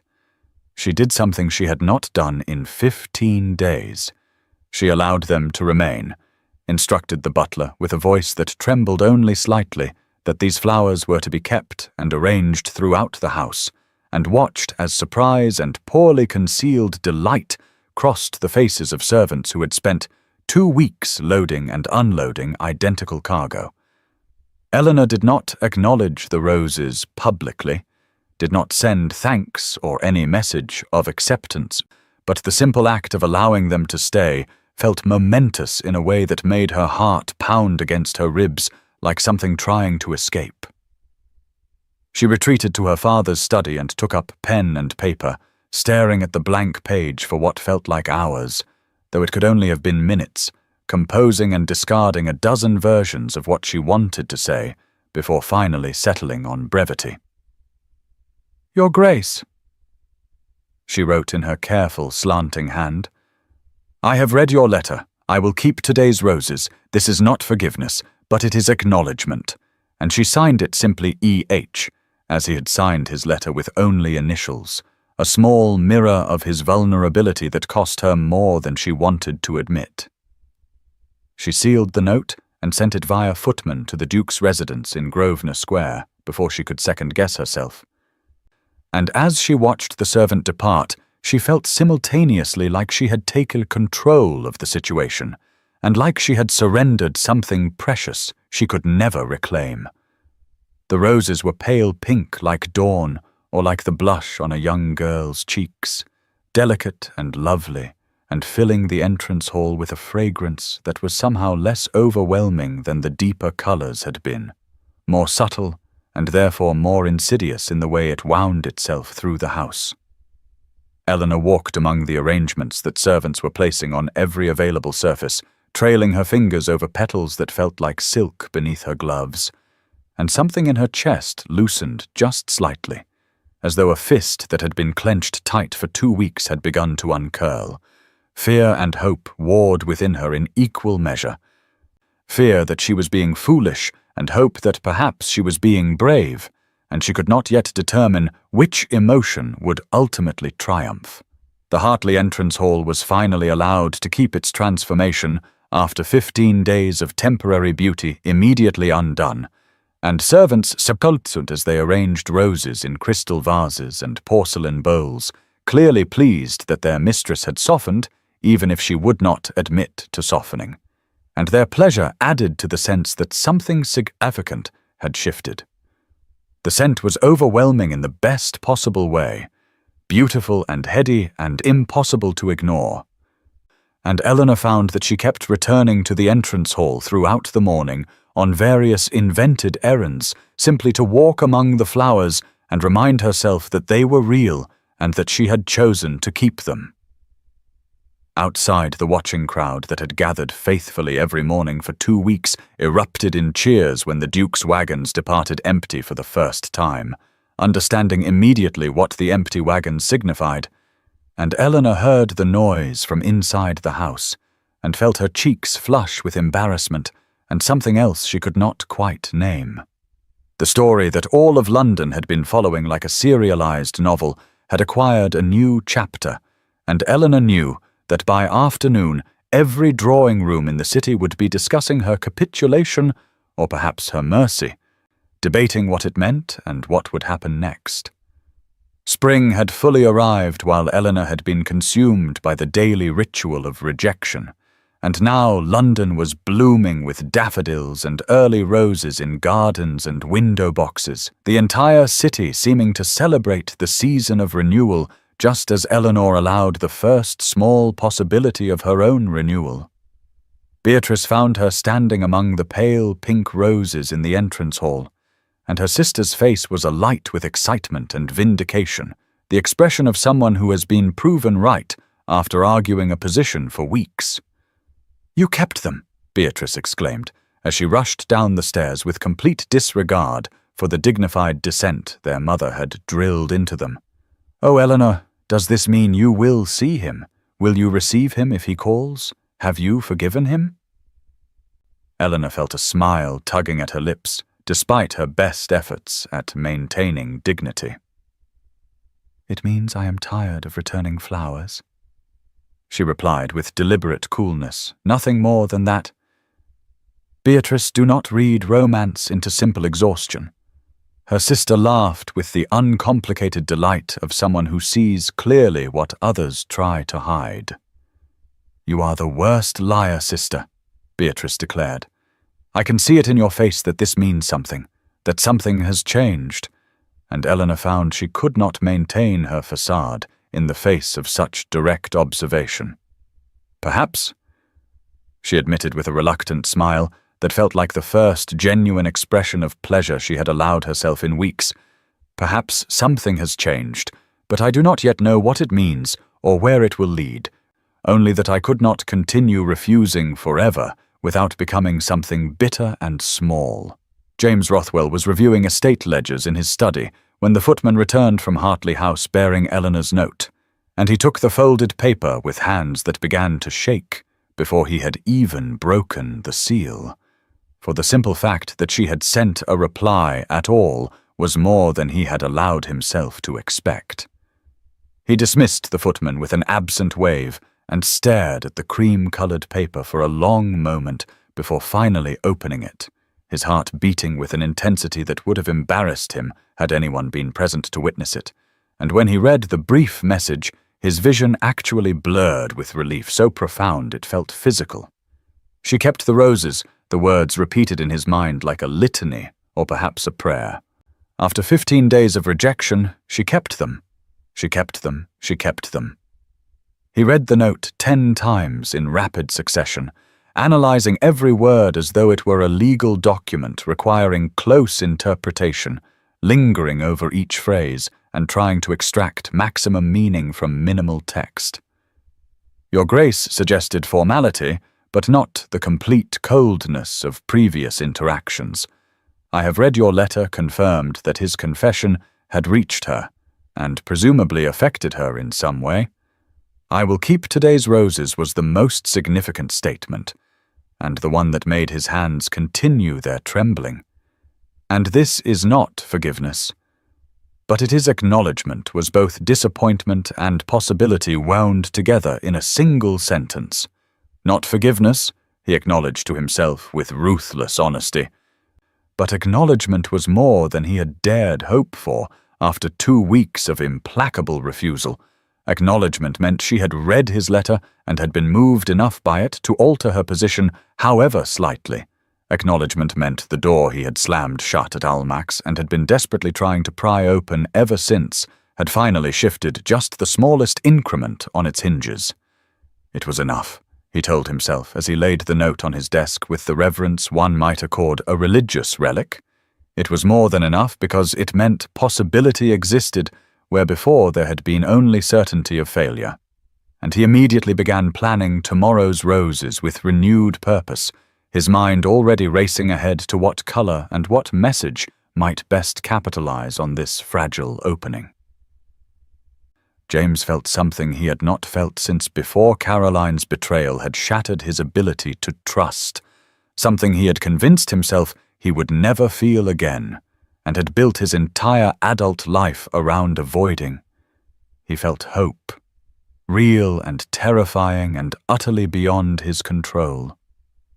It was not the cautious optimism of a man making a calculated investment, but the vulnerable hope of someone who has dared to care about an outcome he cannot guarantee, and the sensation was both exhilarating and frightening in equal measure. He recognized that Eleanor Hartley was a woman of principle who would not be easily won, that her decision to keep the roses after 15 days of refusal suggested genuine consideration rather than simple capitulation to pressure or spectacle, and oddly, he found he respected her even more for making him work for it, for refusing to soften until she was ready rather than simply accepting his apology because society expected it. His feelings, which had been focused primarily on guilt and the desperate need to make amends, began shifting toward something more complex and more dangerous, genuine affection for a woman he barely knew, but whose strength of character had revealed itself so clearly in her refusals. The study around him glowed with late-afternoon spring light, golden and warm as it streamed through tall windows, and the note lay on his desk like a treasure more valuable than all the contents of his various estates combined. He picked it up repeatedly over the next hour, as if it might vanish if he did not periodically confirm its physical reality, reading those few lines until he had memorized not just the words, but the exact formation of her letters, the places where her pen had pressed harder into the paper, the signature that was just her initials like his had been.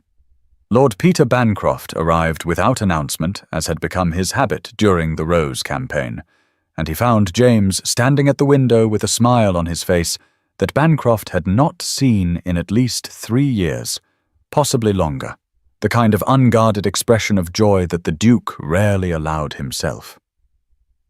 "Good news, I take it?"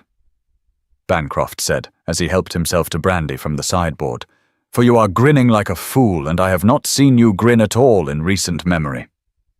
"She kept the roses, Peter," James replied, without turning from the window, his voice full of wonder as though he were announcing a miracle. "She kept them. After 15,000 roses delivered and returned, she finally kept them. She sent me a note." Bancroft raised his glass in salute. "After 15,000, I should hope so," he observed with characteristic dry humor. "A man could go bankrupt sending roses at that rate, even with your considerable fortune. So what happens now, James? Surely you have some plan beyond continuing to send flowers indefinitely." "Now I continue," James said with renewed determination. "Every day I send roses. Every day I demonstrate that my commitment has not wavered. Every day until she agrees to see me in person." Bancroft studied his friend with an expression that mixed amusement and genuine concern. "And if she does agree," he asked quietly, "if she grants you an audience, what will you say to her? How will you prove yourself worthy of the chance she is giving you?" James turned from the window to face his oldest friend, and his expression shifted from joy to something more serious and more vulnerable. "Then I must find the words to explain what I could not explain at Almack's," he said slowly. "I must show her that the man who sent 15,000 roses is the real James Rothwell, and the man who rejected her publicly was a coward acting from fear. I must prove myself worthy of her consideration, and pray that consideration might eventually transform into something more." With the 20,000 roses came something entirely new, and Eleanor discovered it when she descended to the entrance hall to find servants examining the blooms with puzzled expressions, turning stems this way and that as though searching for something unexpected. Each rose bore a tiny tag attached with delicate ribbon, and on each tag was written a single word in handwriting that Eleanor now recognized as intimately as her own, the Duke's bold script rendered small and careful on hundreds upon hundreds of paper rectangles.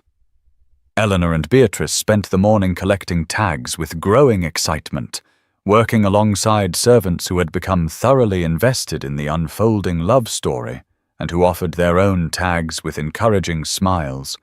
And gradually, as they gathered and arranged the words, a message began to emerge from what had initially seemed like chaos.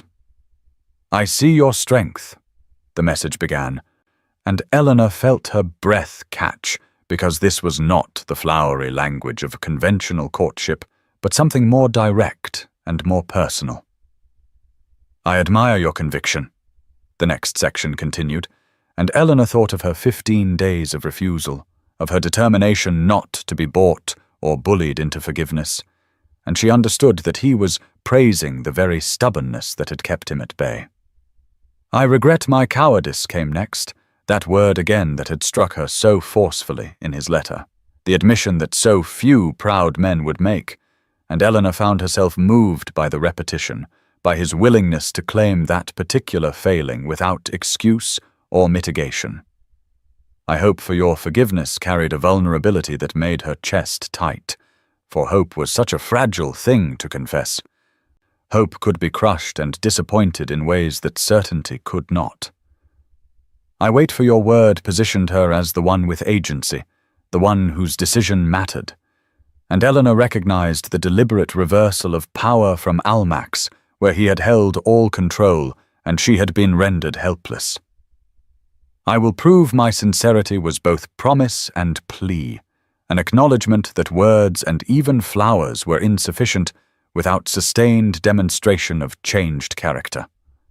"I am yours to command," concluded the message, and those 4 words echoed in Eleanor's mind with implications she was not yet ready to fully examine, for they suggested not just apology, but something deeper, some shift in how he saw her, or perhaps in how he saw himself in relation to her. The personal effort required for this gesture struck Eleanor with particular force, for the Duke had written 1,000 tags by hand, had spent hours carefully forming words on tiny papers, had devoted time and attention that could not be delegated to servants or purchased with money, and that personal investment moved her in ways that mere extravagance could not. The message was not flowery or excessively romantic in the style that society expected. It did not compare her to roses or declare undying devotion. Instead, it was sincere and direct, and somehow that directness penetrated her remaining defenses more effectively than poetry would have done. She found herself softening further, the walls she had so carefully maintained beginning to crumble, not through assault, but through patient erosion, and the word "yours" echoed in her mind long after they had finished collecting all the tags and arranging them in proper order. The entrance hall and dining room and morning room were all filled with tagged roses, every surface covered with blooms that transformed the house into something magical, and servants moved among them with evident pleasure, helping to collect tags and contributing to the treasure hunt that the morning had become. Sunlight streamed through windows, illuminating petals and paper tags alike, and the house smelled like a garden in full bloom, overwhelming and beautiful, and somehow exactly right for this moment. It had become playful and tender in a way that surprised Eleanor, this collection of words on tiny papers feeling more like a game than a grand gesture.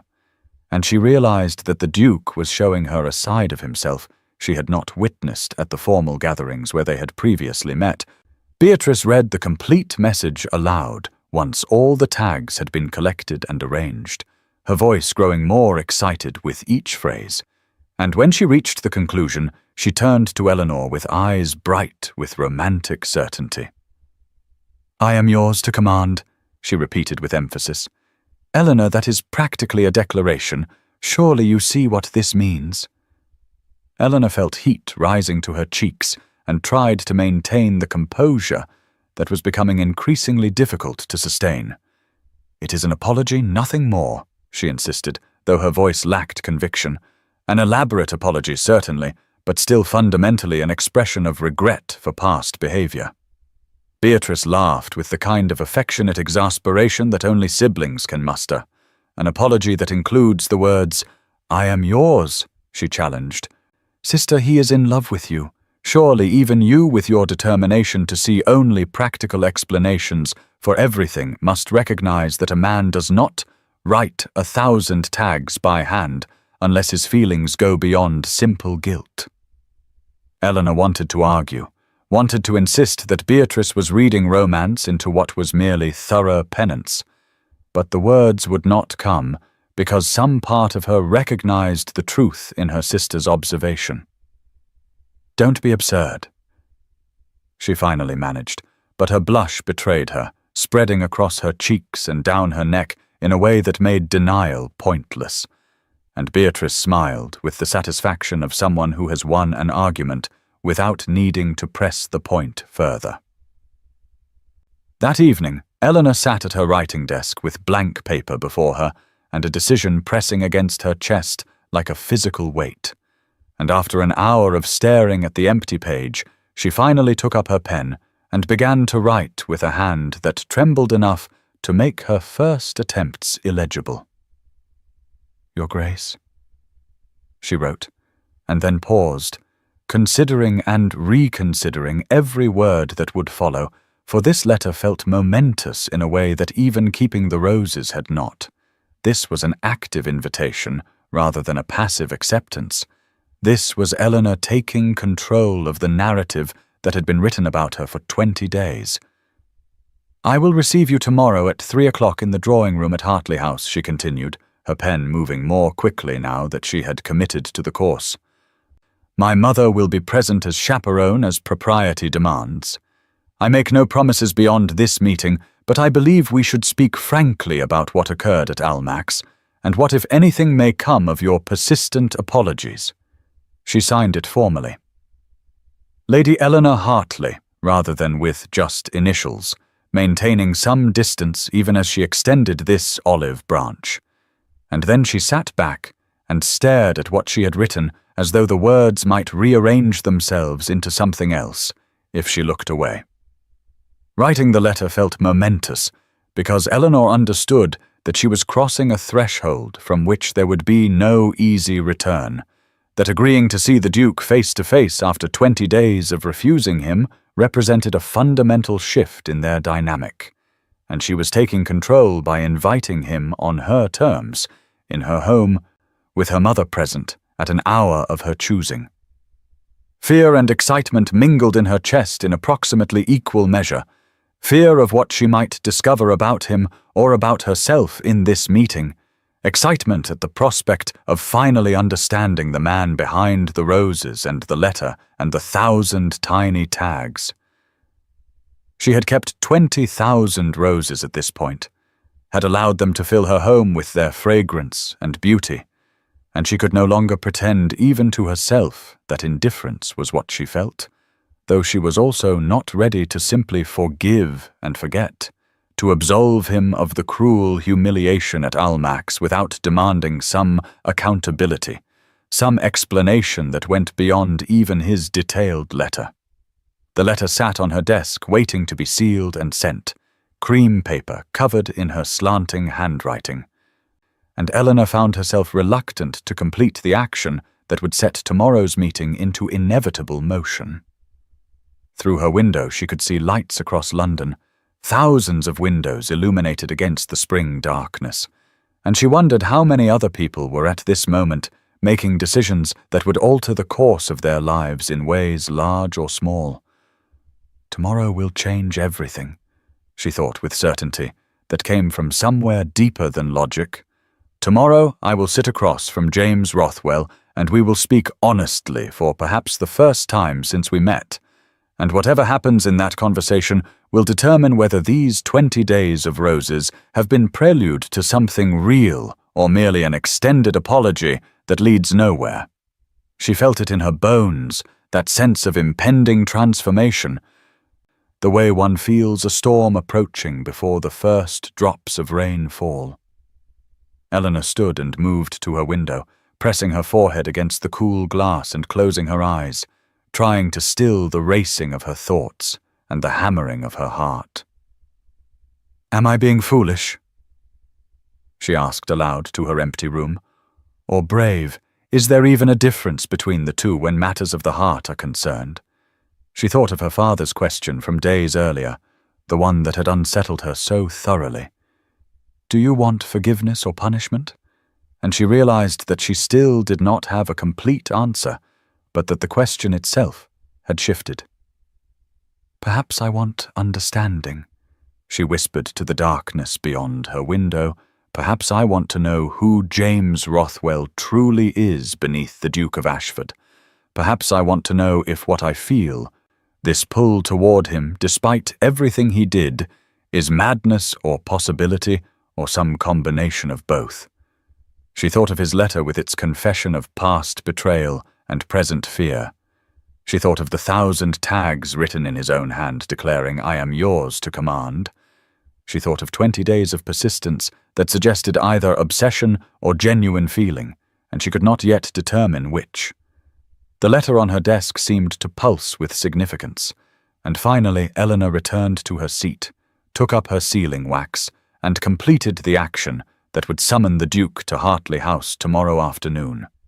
As she pressed her seal into the warm red wax, she felt simultaneously like she was opening a door and like she was stepping through one, leaving behind the certainty of her anger for the uncertain territory of whatever came next.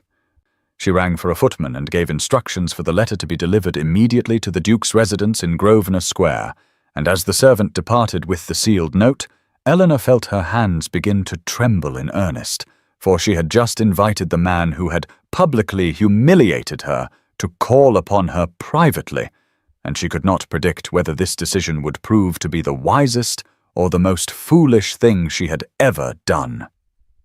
The Duke of Ashford arrived at precisely 3 o'clock, and Eleanor knew this because she had been watching the mantel clock with obsessive attention for the past hour.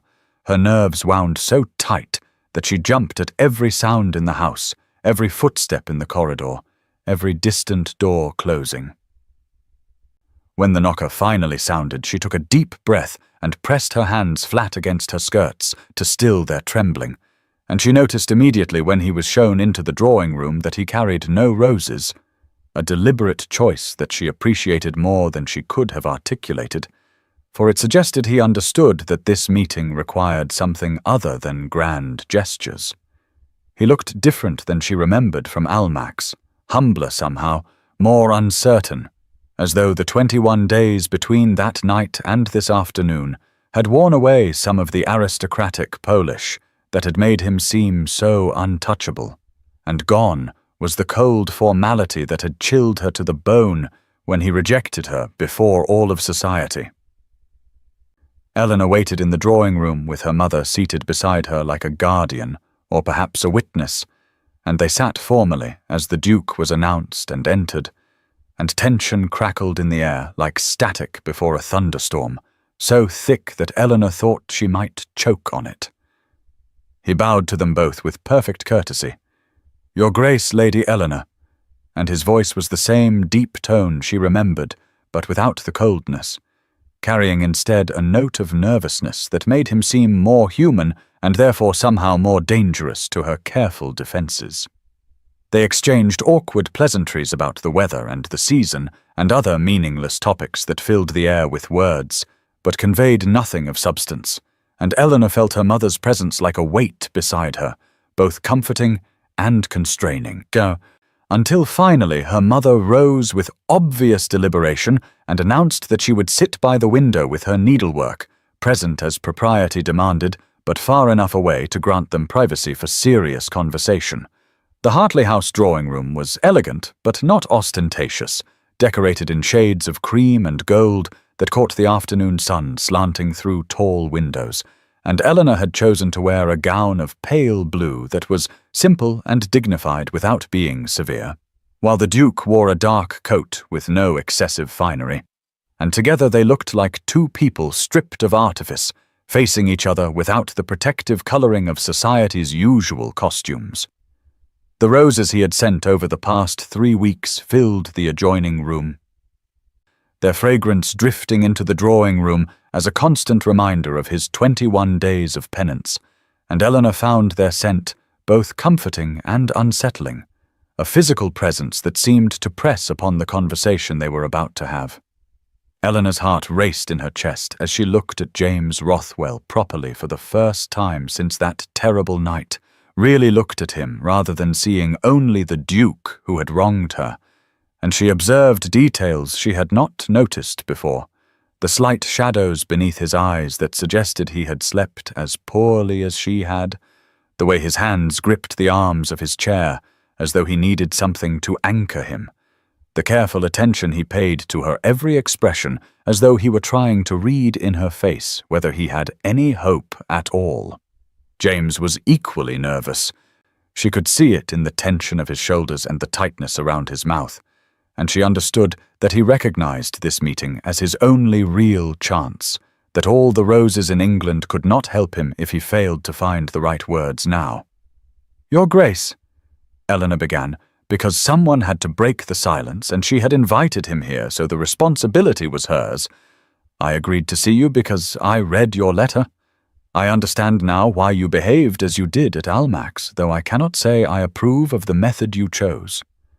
James leaned forward slightly, his green eyes intense and focused entirely on her face. "Nor should you approve, Lady Eleanor," he replied with immediate honesty. "Understanding my reasons does not make my actions less cruel, does not erase the pain I caused you. I would not insult you by suggesting otherwise." Eleanor felt something in her chest respond to his directness, to his refusal to make excuses, even when she had offered him the opening to do so. "No, it does not," she agreed, her voice steady despite the turmoil inside her. "You humiliated me before all of society because you were afraid. Your fear of vulnerability led you to wound someone innocent, and I needed you to understand that pain, to feel some measure of what I felt, standing there as you rejected me without cause." "I do understand," James said, and his voice was rough with emotion. "I swear to you I do. I have relived that moment every day since it happened. I have seen your face in my mind, the exact instant when hope transformed to confusion to devastation, and the memory haunts me as it should." They sat in silence for a moment, the honesty between them creating a strange intimacy despite the physical distance maintained by their separate chairs. Eleanor gathered her courage for the question that had plagued her since the roses began. "The roses," she said. "Why so many? Why such excess when a simple apology delivered in person might have sufficed?" James took a breath as though preparing to dive into deep water. "Because excess was required to match the enormity of my wrong," he explained. "Because a simple apology could not convey the depth of my regret. Because I needed you and all of London to know that I would not give up, that I would persist until you believed my remorse was genuine." He hesitated, and Eleanor prompted him gently. "Because," she repeated, "there is more you are not saying." James met her eyes fully, and Eleanor saw in them something that made her breath catch. "Because somewhere in these weeks of sending roses and waiting for your word, I realized I was not just seeking forgiveness, Lady Eleanor. I was seeking you." Eleanor listened to the Duke's confession, that he had been seeking her rather than merely seeking forgiveness, and she felt the words settle into her chest with a weight that was both terrifying and thrilling. But she did not allow herself to be swept away by the romance of the declaration, for she had learned at Almack's what happened when one allowed hope to override caution. Instead, She drew upon the strength that 21 days of refusing roses had built within her, that core of steel that had emerged from humiliation and had been tempered by her determination not to be easily won. And she spoke with quiet firmness that surprised even herself. "If I am to consider truly forgiving you, Your Grace," she began, and paused deliberately to let the emphasis sink in. "And I stress the word consider, for I make no promises beyond consideration. Then I require more than roses and pretty words, however numerous or beautifully phrased they may be." James sat forward in his chair, his entire being focused on her words, as though his life depended on understanding exactly what she meant, and Eleanor found his attention both flattering and empowering, for this was so different from Almack's, where he had held all the power and she had been rendered helpless. "I require time to know you as you actually are," she continued, her voice growing stronger as she articulated needs she had not fully realized she had until this moment. "Not as the perfect duke of society who maintains appropriate distance and says appropriate things, and not as the guilty supplicant sending flowers to assuage his conscience, but as James Rothwell, the man who wrote that letter, the man who was betrayed and built walls to protect himself, the man who makes mistakes and acknowledges them." She leaned forward slightly, maintaining eye contact in a way that would have been considered too direct for a proper young lady, but which felt necessary for this conversation. "I want honesty, even when it is uncomfortable. I want to see your character revealed through sustained action rather than grand gestures. I want to understand who you are when society is not watching and roses cannot speak for you." Eleanor felt powerful in this moment of defining her own terms rather than accepting those imposed upon her, and she recognized that this power was something the Duke had inadvertently given her through his terrible mistake at Almack's, for his wrongdoing had placed him in a position where he could only receive what she chose to grant. The Duke listened with full attention that never wavered, nodding slowly as she spoke, and Eleanor could see him processing each requirement, weighing it, accepting it without argument or attempt at negotiation, and his willingness to hear her terms without defensiveness told her more about his sincerity than any number of roses could have conveyed. He realized, she could see it dawning in his expression, that she was giving him a genuine chance, not the easy capitulation that society expected, but a real opportunity to prove himself over time. And it was a chance he did not deserve, but one he clearly intended to fight to honor. Relief and determination settled over his features in equal measure, the relief of someone who had feared complete rejection, and the determination of someone who understands the magnitude of the task before him. The drawing room around them had transformed as afternoon light deepened toward evening, the sun lower now and casting longer shadows across the polished floors, and Eleanor's mother remained dutifully at her post by the window, though both Eleanor and James had effectively forgotten her presence. The two of them were locked in intense conversation that felt simultaneously like negotiation and like something far more intimate, a meeting of minds and wills that created its own atmosphere independent of their physical surroundings. The world had shrunk to just this room, this moment, this careful construction of terms under which they might move forward, and Eleanor felt as though they were building something together even as they discussed the destruction James had caused. "What would you have me do, Lady Eleanor?" James asked, his voice carrying genuine curiosity rather than defensiveness. "Tell me precisely what you require, and I will endeavor to provide it." Eleanor took a breath, steadying herself before articulating the path forward.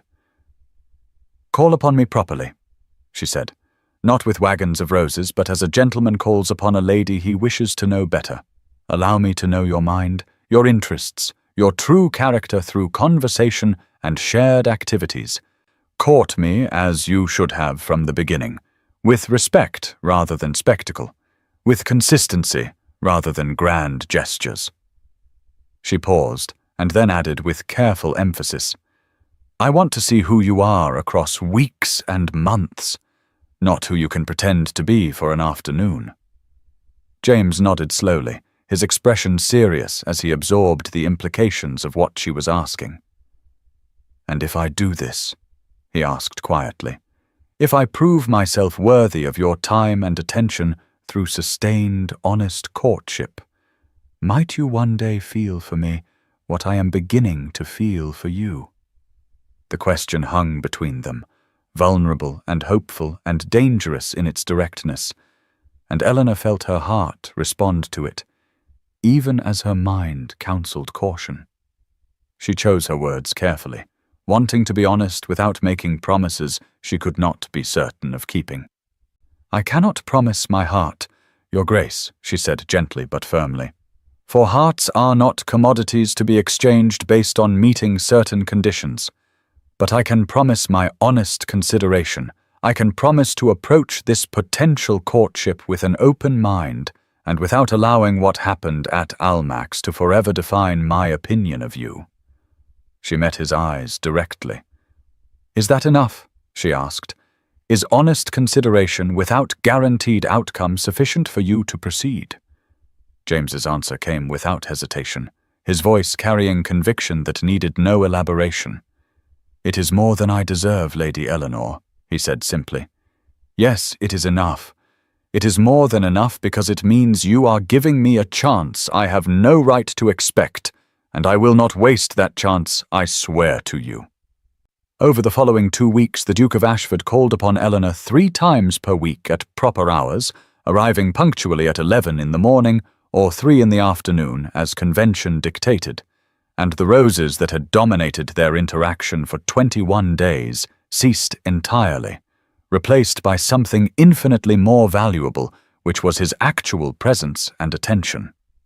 They walked in Hyde Park with Eleanor's maid trailing at a discreet distance, following the fashionable paths where all of London society promenaded to see and be seen, and Eleanor found that she enjoyed these walks immensely, despite the curious glances directed their way, for James proved to be an excellent conversationalist who treated her observations with genuine interest rather than polite tolerance.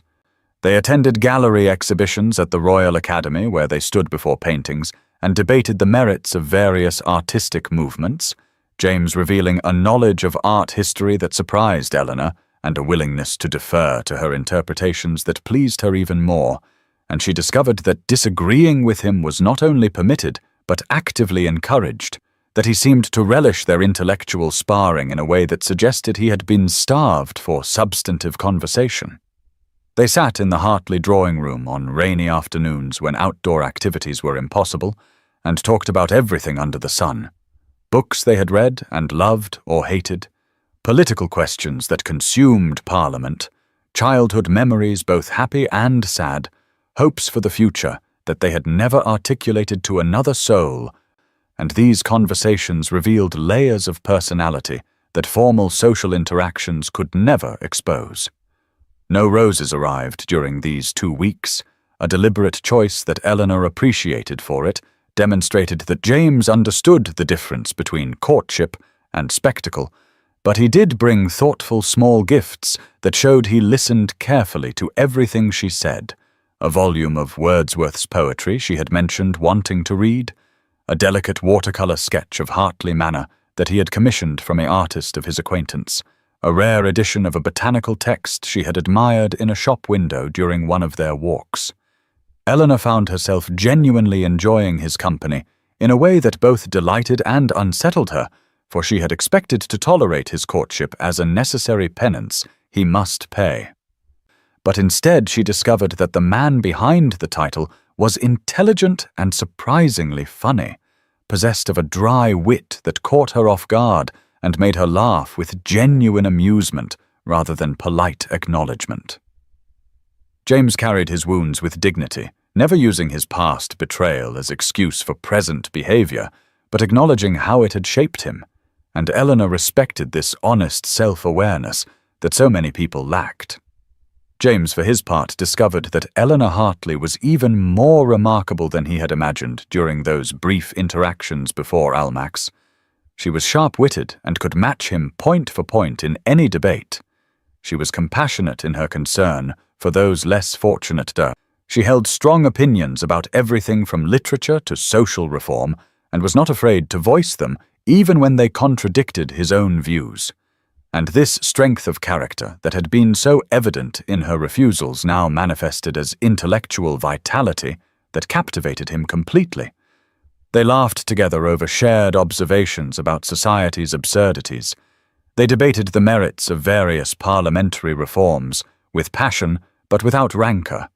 They discovered shared interests in unexpected places and learned to navigate their differences with respect. And gradually, almost imperceptibly, they began to trust each other with the kind of small vulnerabilities that precede deeper intimacy. The locations of their courtship were ordinary. The well-worn paths of Hyde Park, now in full spring bloom, with chestnuts leafing out and early roses beginning to flower. The quiet galleries of the British Museum, where ancient marbles observed their modern romance with stone indifference. The crowded aisles of Hatchard's bookshop, where they browsed together and recommended volumes to each other. The refined atmosphere of Gunther's tea shop, where they sat at a small table and shared ices while conversation flowed as easily as if they had known each other for years. These normal courting places took on a magical quality through the alchemy of genuine connection, and Eleanor found that she looked forward to each appointment with anticipation that felt dangerously close to joy. London itself seemed to watch their progress with approval, the scandal that had begun at Almack's transforming into romance as society observed the Duke's sustained and proper courtship of Lady Eleanor, and the whispers that had been cruel now turned admiring, noting how devoted he appeared, how she had handled the entire situation with remarkable dignity, how they seemed genuinely well-suited despite the inauspicious beginning. During a walk in Hyde Park on a particularly beautiful May afternoon, when the sun was warm and the breeze gentle, Eleanor gathered her courage to ask a question that had been forming in her mind. "What do you fear most?" she asked as they paused beside the Serpentine to watch swans gliding across the water. "Not what did you fear in the past, but what frightens you now?" James considered the question with the seriousness he brought to all her inquiries, his expression thoughtful as he gazed across the water. "Becoming the man I was at Almack's," he said finally, "so controlled that I become cruel, so focused on protecting myself that I wound others. I fear that my capacity for coldness might reassert itself in moments of stress or uncertainty." He turned to look at her directly. "And you, Eleanor? What do you fear most?" Eleanor had known he would return the question, and had prepared her answer, though speaking it aloud still required courage. "That I will give my heart and be made a fool again," she admitted quietly. "That I will trust and be betrayed. That hope will once again prove to be dangerous rather than joyful." James stopped walking, turning to face her fully with an intensity that made her breath catch. "I cannot promise never to make mistakes, Eleanor," he said, his voice low and earnest. "I am human and flawed, and I will undoubtedly disappoint you in small ways as all people disappoint those they care for. But I can promise never to deliberately wound you again, never to use cruelty as a shield for my own fear. Your heart would be safe with me. I swear it." Eleanor felt something shift in her chest, some final barrier beginning to crumble, and she met his eyes with honesty that matched his own. "I am beginning to believe that," she whispered, and the admission felt like both victory and surrender. 3 weeks after their first meeting in the Hartley drawing room, James called upon Eleanor on an afternoon that felt no different from the dozen other afternoons they had spent together, except that when he arrived, Eleanor felt her heart skip in a way that suggested something significant was approaching, even if she could not name what it might be. They sat in the drawing room with Eleanor's mother present as always, discussing a book they had both recently read, their conversation flowing with the ease that had developed over weeks of steady acquaintance, when Eleanor's mother suddenly rose and announced that she needed to consult with the housekeeper about arrangements for an upcoming dinner party. She departed with a knowing glance at Eleanor that suggested her exit was not entirely motivated by domestic concerns, and the drawing-room door remained properly ajar as propriety demanded. But for the first time since their courtship began, Eleanor and James found themselves essentially alone. The hallway beyond empty and the distant sounds of household activity providing no real supervision. The silence that fell after Lady Hartley's departure was different from their usual comfortable pauses, charged with possibility and anticipation, and Eleanor felt her pulse quicken as James stood and crossed the small distance between his chair and hers, kneeling beside her seat so that their eyes were level.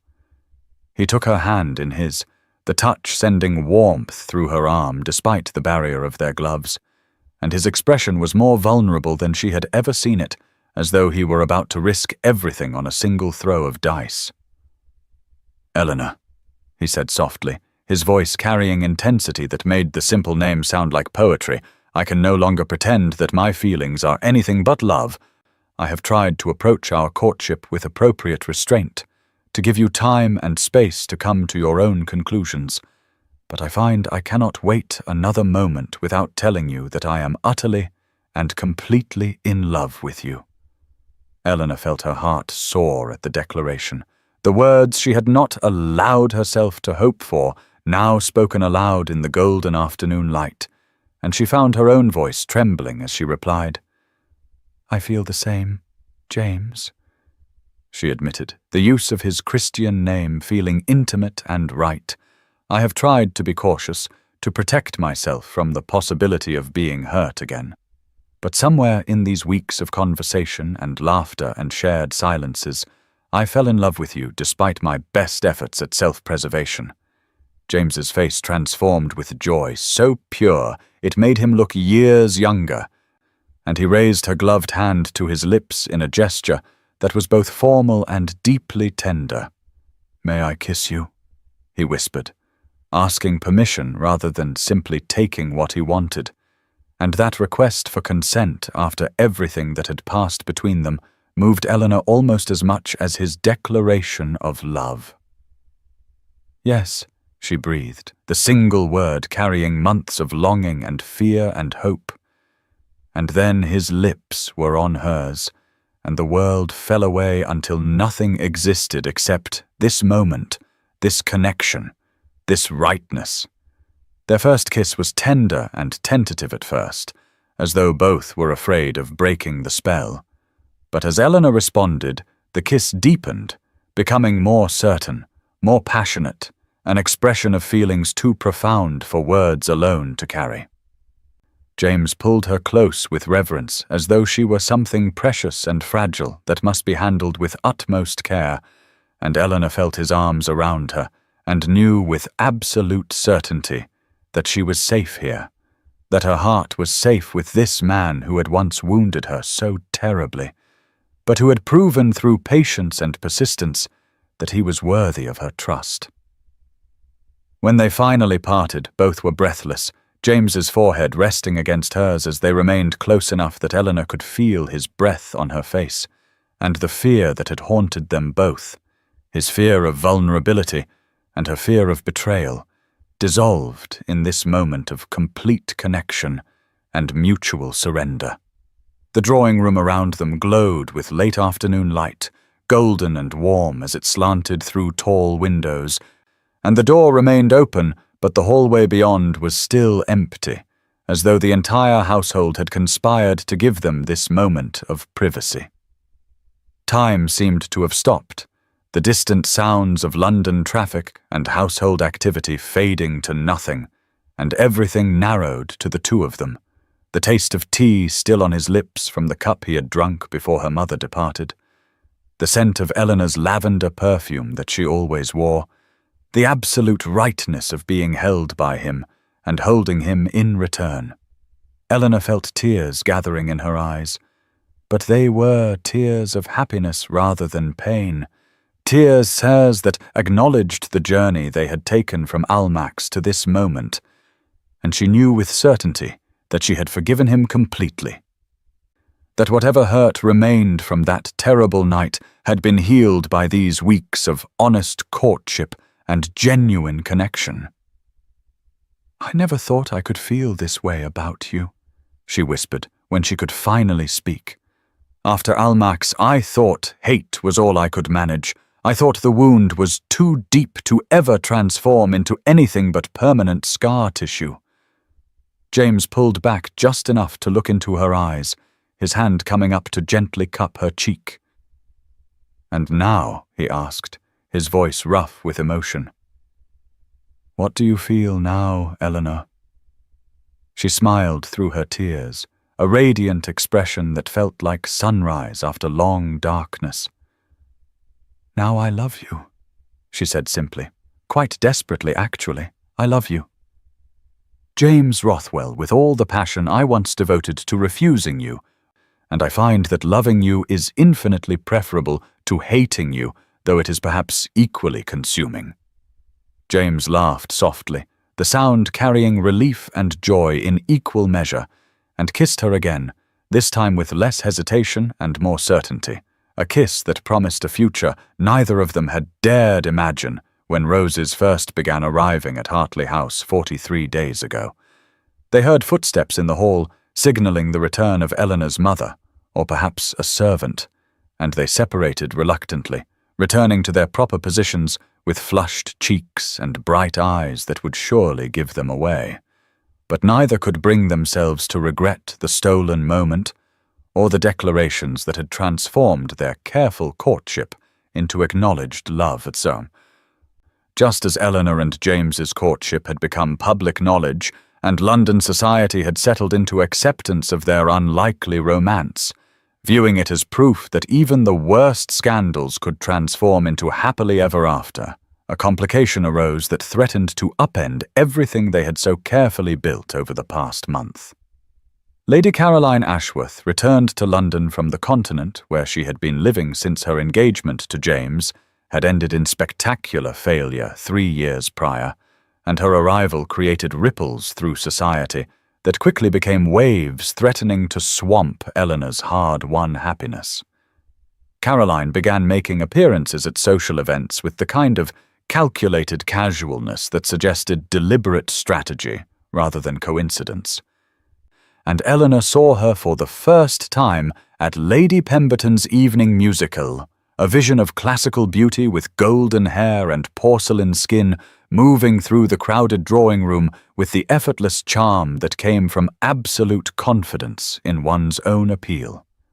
The gossip columns seized upon Caroline's return, with the gleeful enthusiasm they always brought to potential scandal, speculating wildly about her motivations and whether the former lovers might reconcile now that Caroline had supposedly matured during her time abroad, and the Duke had proved himself capable of romantic gesture through his pursuit of Lady Eleanor.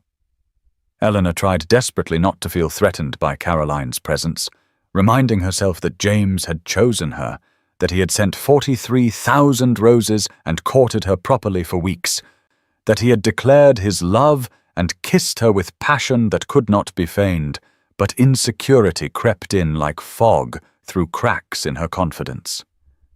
Caroline was everything Eleanor was not, classically beautiful where Eleanor was merely pleasant-looking, effortlessly charming where Eleanor had to work at social grace, connected to James's past in ways that Eleanor could never be, and the comparison felt invidious and impossible to win.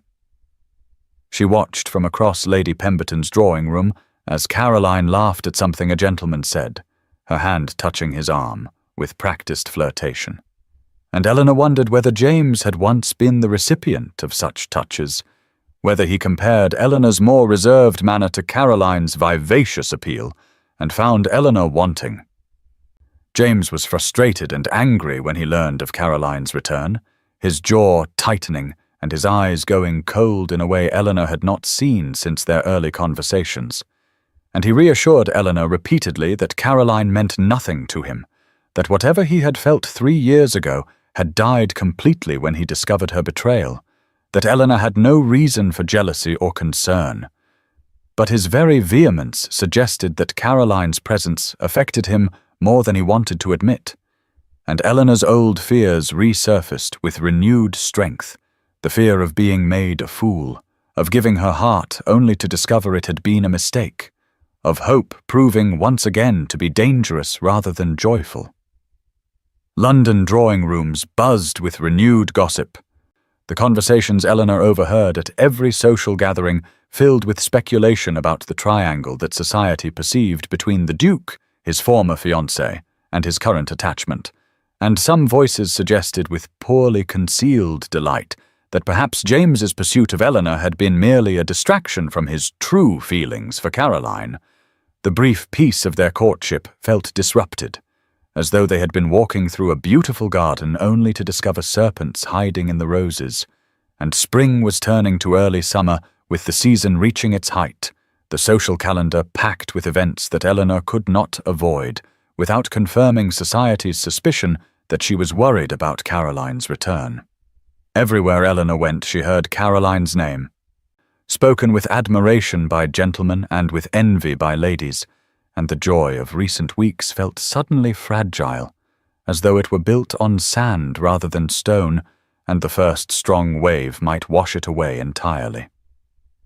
Beatrice found Eleanor in the library one afternoon when she had pleaded a headache to avoid yet another social engagement where she would be forced to smile while society dissected her romantic prospects, and her sister's face carried the expression of someone bearing unwelcome news. "They are saying Lady Caroline never stopped loving him," Beatrice reported with reluctance, "that she went to the continent to give him space, but always intended to return, that she wants him back and believes she can win him." Eleanor tried to sound unconcerned, though her hands trembled as she set down the book she had been pretending to read. "The Duke has made his choice clear," she said with more confidence than she felt. "He has been courting me properly for weeks. Surely that demonstrates where his affections lie." Beatrice sat beside her sister and took her hand with gentle sympathy. "But has he—" "Eleanor?" she asked quietly. "I do not mean to distress you, but he has not formally proposed to you. Has he? He has declared his love." "Yes, but until there is an actual engagement, everything remains uncertain, and Caroline is very beautiful and very determined." Eleanor felt her carefully maintained composure beginning to crack under the weight of fears she had been trying to ignore. The doubt that Beatrice voiced was the same doubt that had been growing in Eleanor's own mind, for James had not proposed, despite their declarations of love, had not asked her father for permission to court her formally, with intent to marry, and without that concrete commitment, Eleanor found herself wondering whether his feelings were as deep as her own, or whether she was once again allowing hope to blind her to reality. At Lady Pemberton's ball 3 nights after Caroline's return to London, Eleanor stood near the refreshment table watching dancers swirl across the polished floor when Caroline herself approached with a smile that was sweet as honey, but carried beneath it something that made Eleanor's skin prickle with instinctive warning.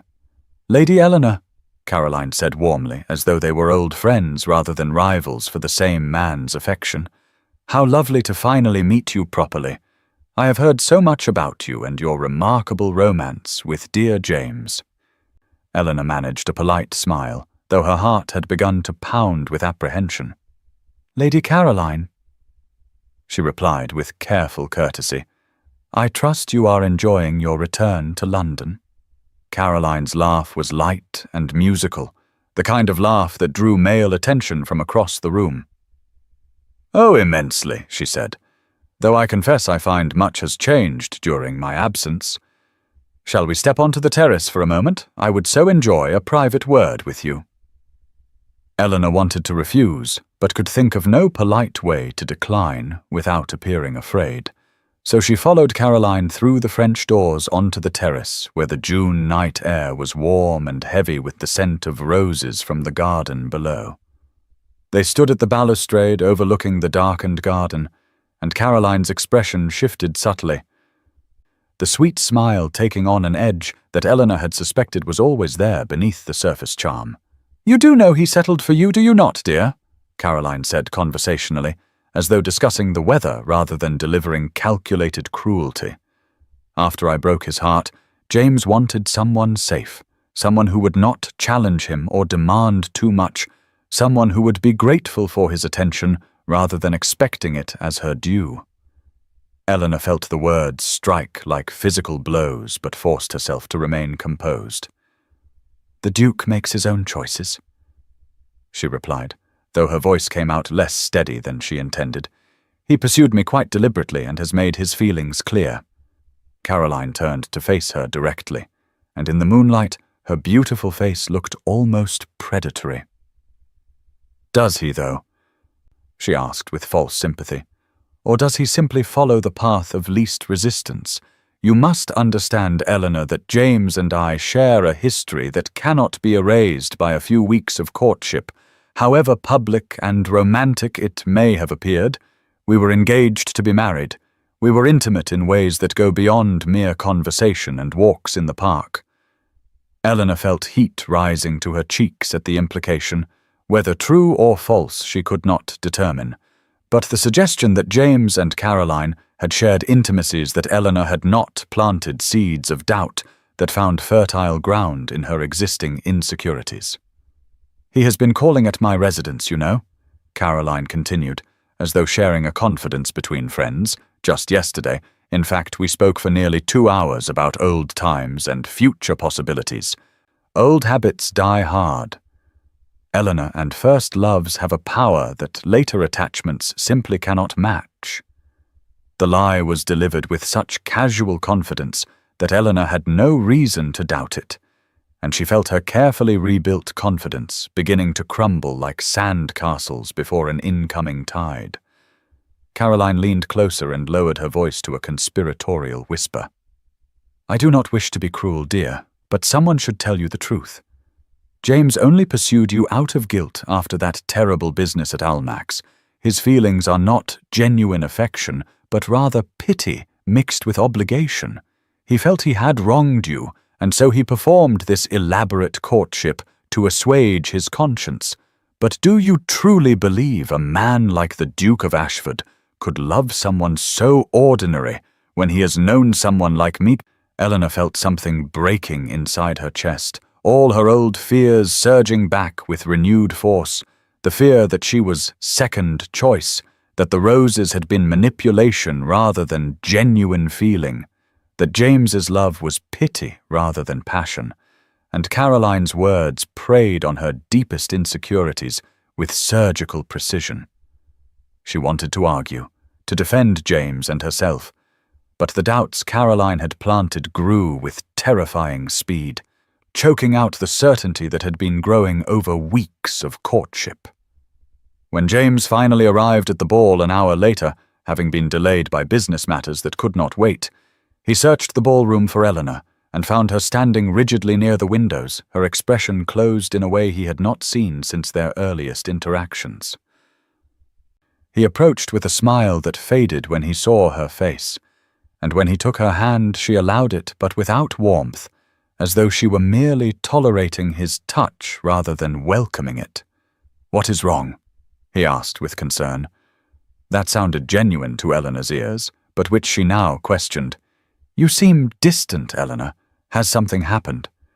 Perhaps I am simply seeing clearly for the first time," she replied, her voice cool in a way designed to wound, seeing situations as they actually are rather than as I wished them to be.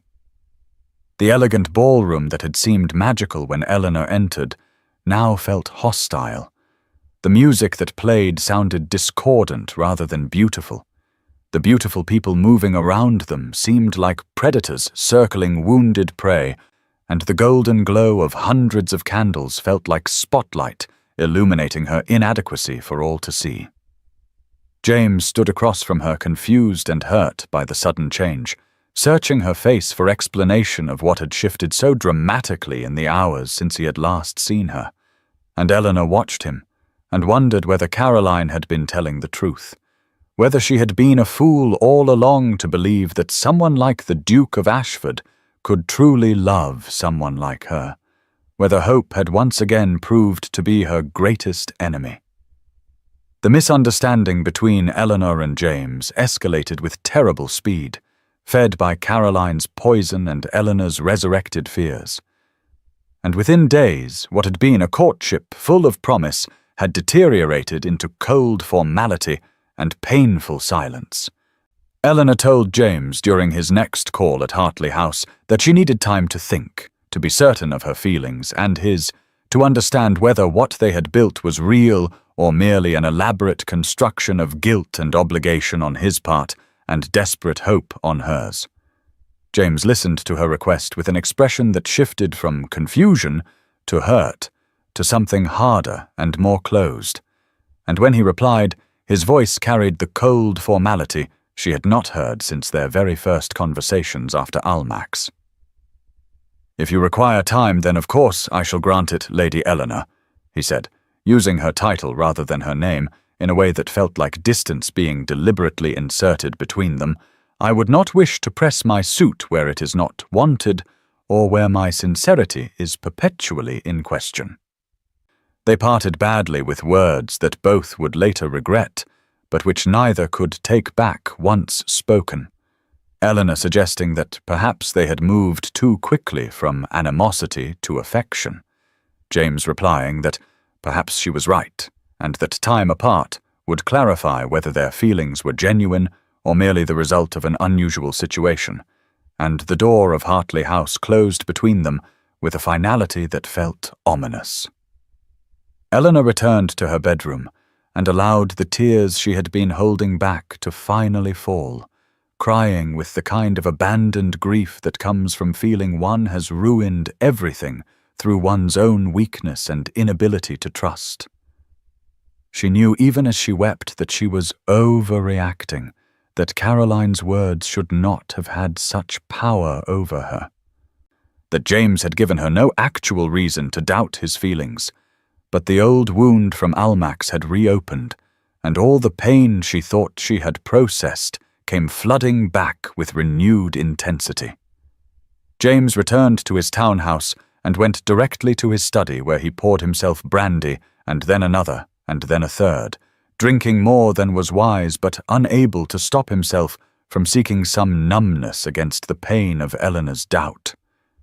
He sat in the dark with only the dying embers of the fire for light and wondered with bitter frustration how Caroline still had the power to destroy his happiness 3 years after her betrayal. How her mere presence in London had been enough to undo weeks of careful courtship and genuine connection. Both were miserable in their separate spaces of loneliness. Eleanor in her bedroom that felt dark and cold despite the warmth of the summer night, as though the chill came from inside her rather than from any external source, and James in his study where the fire had gone out completely, and dawn light began creeping through the windows as he sat awake all night wrestling with anger and despair. The roses that had once filled Hartley House with colour and fragrance were wilting now, their petals dropping and their stems drooping in their vases, and Eleanor saw in their decline a metaphor for the relationship's sudden deterioration, as though everything beautiful they had created was subject to the same inevitable decay. Beatrice found Eleanor the morning after the confrontation, red-eyed and pale, sitting at her window staring out at nothing, and her sister sat beside her with the kind of gentle concern that made Eleanor want to weep again. "What if Caroline is right?" Eleanor whispered, the question that had tormented her all night finally given voice. "What if I am just the safe choice, the woman he settled for because I would be grateful and undemanding? What if his feelings are pity rather than love, and I have been too foolish to see it?" Beatrice took her sister's hands and squeezed them firmly. "Then why did he send 21,000 roses, Eleanor?" she asked with the logical clarity that Eleanor's emotional turmoil had obscured. "Why did he write that letter laying bare his deepest wounds? Why did he court you properly for weeks when he could have simply moved on to some other attachment? Safe men do not do those things. Desperate men in love do those things. But Eleanor could not hear the logic through the noise of her fears, and she merely shook her head and returned to staring out the window as though answers might appear in the London streets below. Meanwhile, across the city in his study, James received Lord Bancroft, who had arrived at an unseemly early hour, having heard through the servant network that something had gone terribly wrong, and he found his friend unshaven and dishevelled in a way that suggested he had not slept or changed clothes since the previous evening.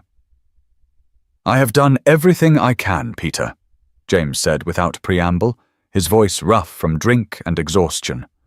"I have proven myself repeatedly. I have courted her properly. I have declared my love. What more does she need from me? How can I fight ghosts and insecurities that exist only in her mind?" As Bancroft studied his friend with sympathy, but also with the brutal honesty that long friendship permitted. "Perhaps just your complete honesty about Caroline," he suggested quietly. "Have you told Eleanor exactly what happened 3 years ago? The full truth of the betrayal and how you discovered it? Have you explained why Caroline's return affects you so deeply?" James looked up sharply, his expression shifting from despair to something more complicated. "I told her I was engaged and that it ended badly," he said slowly. "I wrote in my letter about discovering Caroline's betrayal, but I did not provide details, I thought." "You thought the past was past and did not need to be excavated," Bancroft finished. "But the past is never truly past, James, especially when it walks back into London and starts spreading poison. Eleanor needs to understand not just that Caroline betrayed you, but how and why. She needs to see the full picture to understand why Caroline's words have no validity."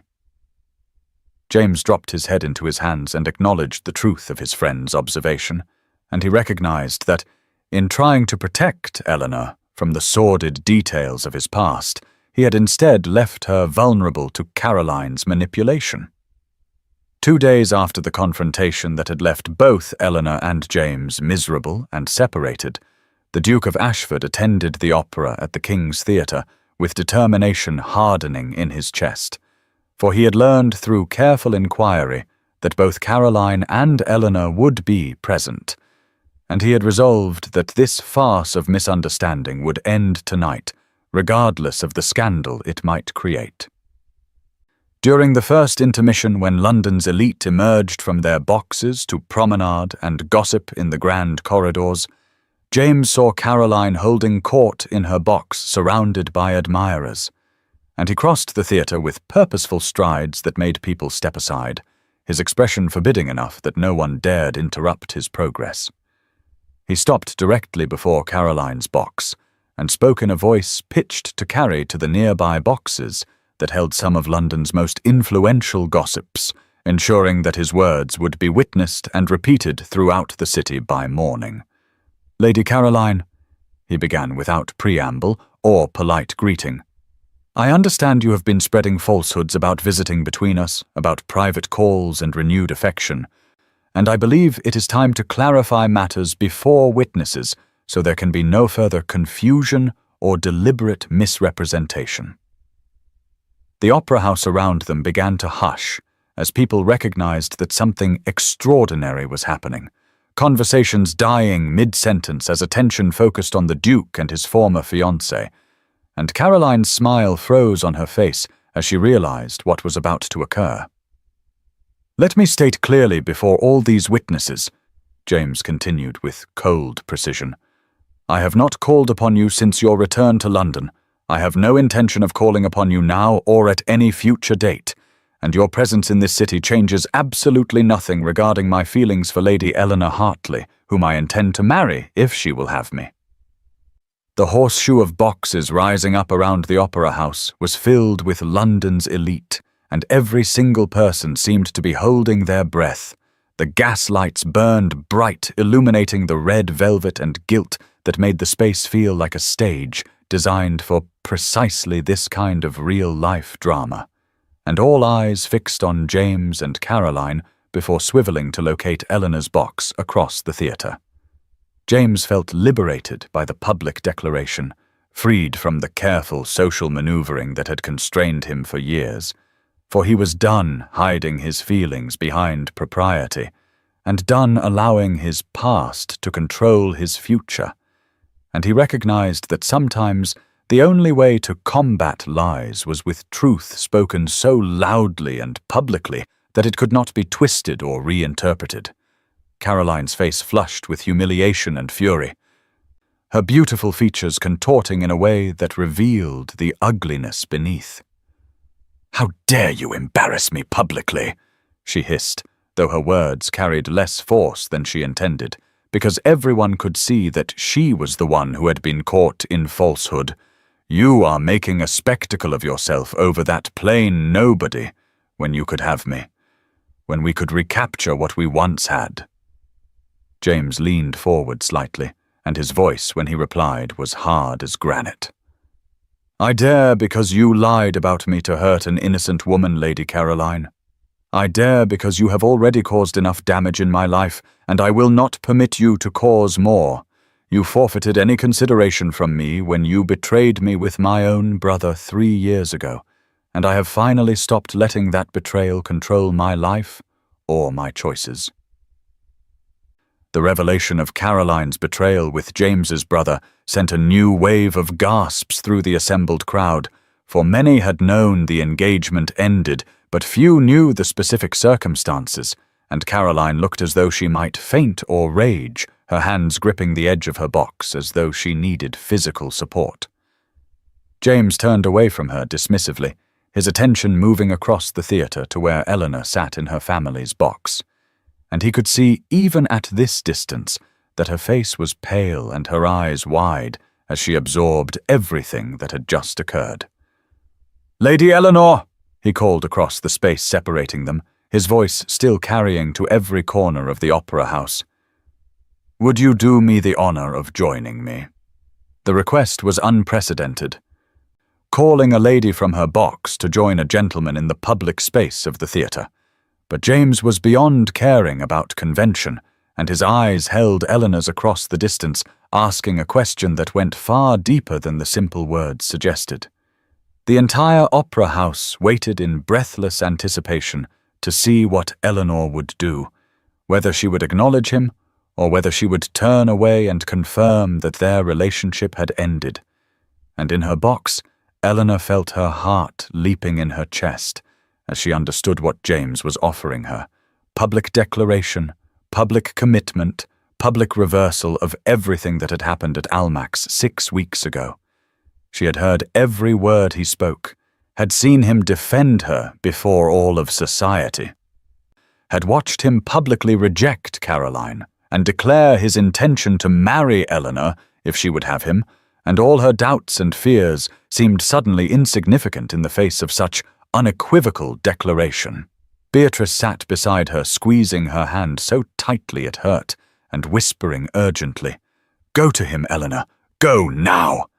And Eleanor found herself standing without conscious decision, her body moving before her mind had fully processed what she was doing, and she stepped out of her family's box and made her way down to the ground floor where James waited. The crowd parted before her, creating a path, and she was aware of hundreds of eyes watching her progress. But for once, she did not care what society thought or what gossip would circulate tomorrow.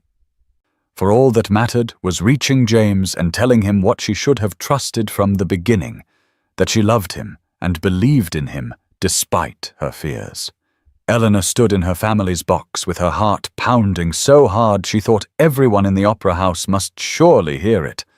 And then, with all of London society watching, she gathered her skirts and made her way down to the ground floor where James waited, each step feeling both terrifying and inevitable, like walking toward her destiny rather than simply crossing a theatre.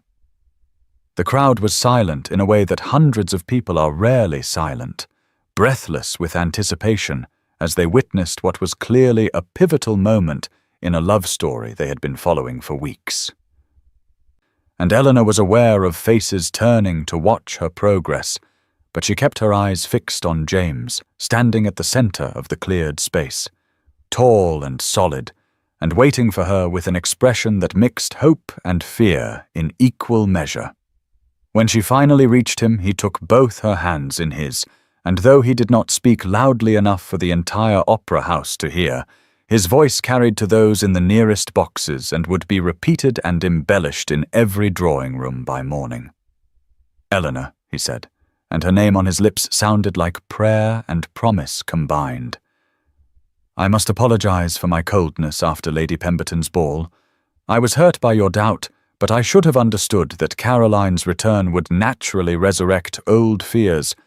I should have told you immediately and publicly that she lied when she claimed I had been calling upon her." He squeezed her hands gently, as though afraid she might pull away. "I have not seen Caroline privately. I have not spoken with her beyond basic civility at social functions.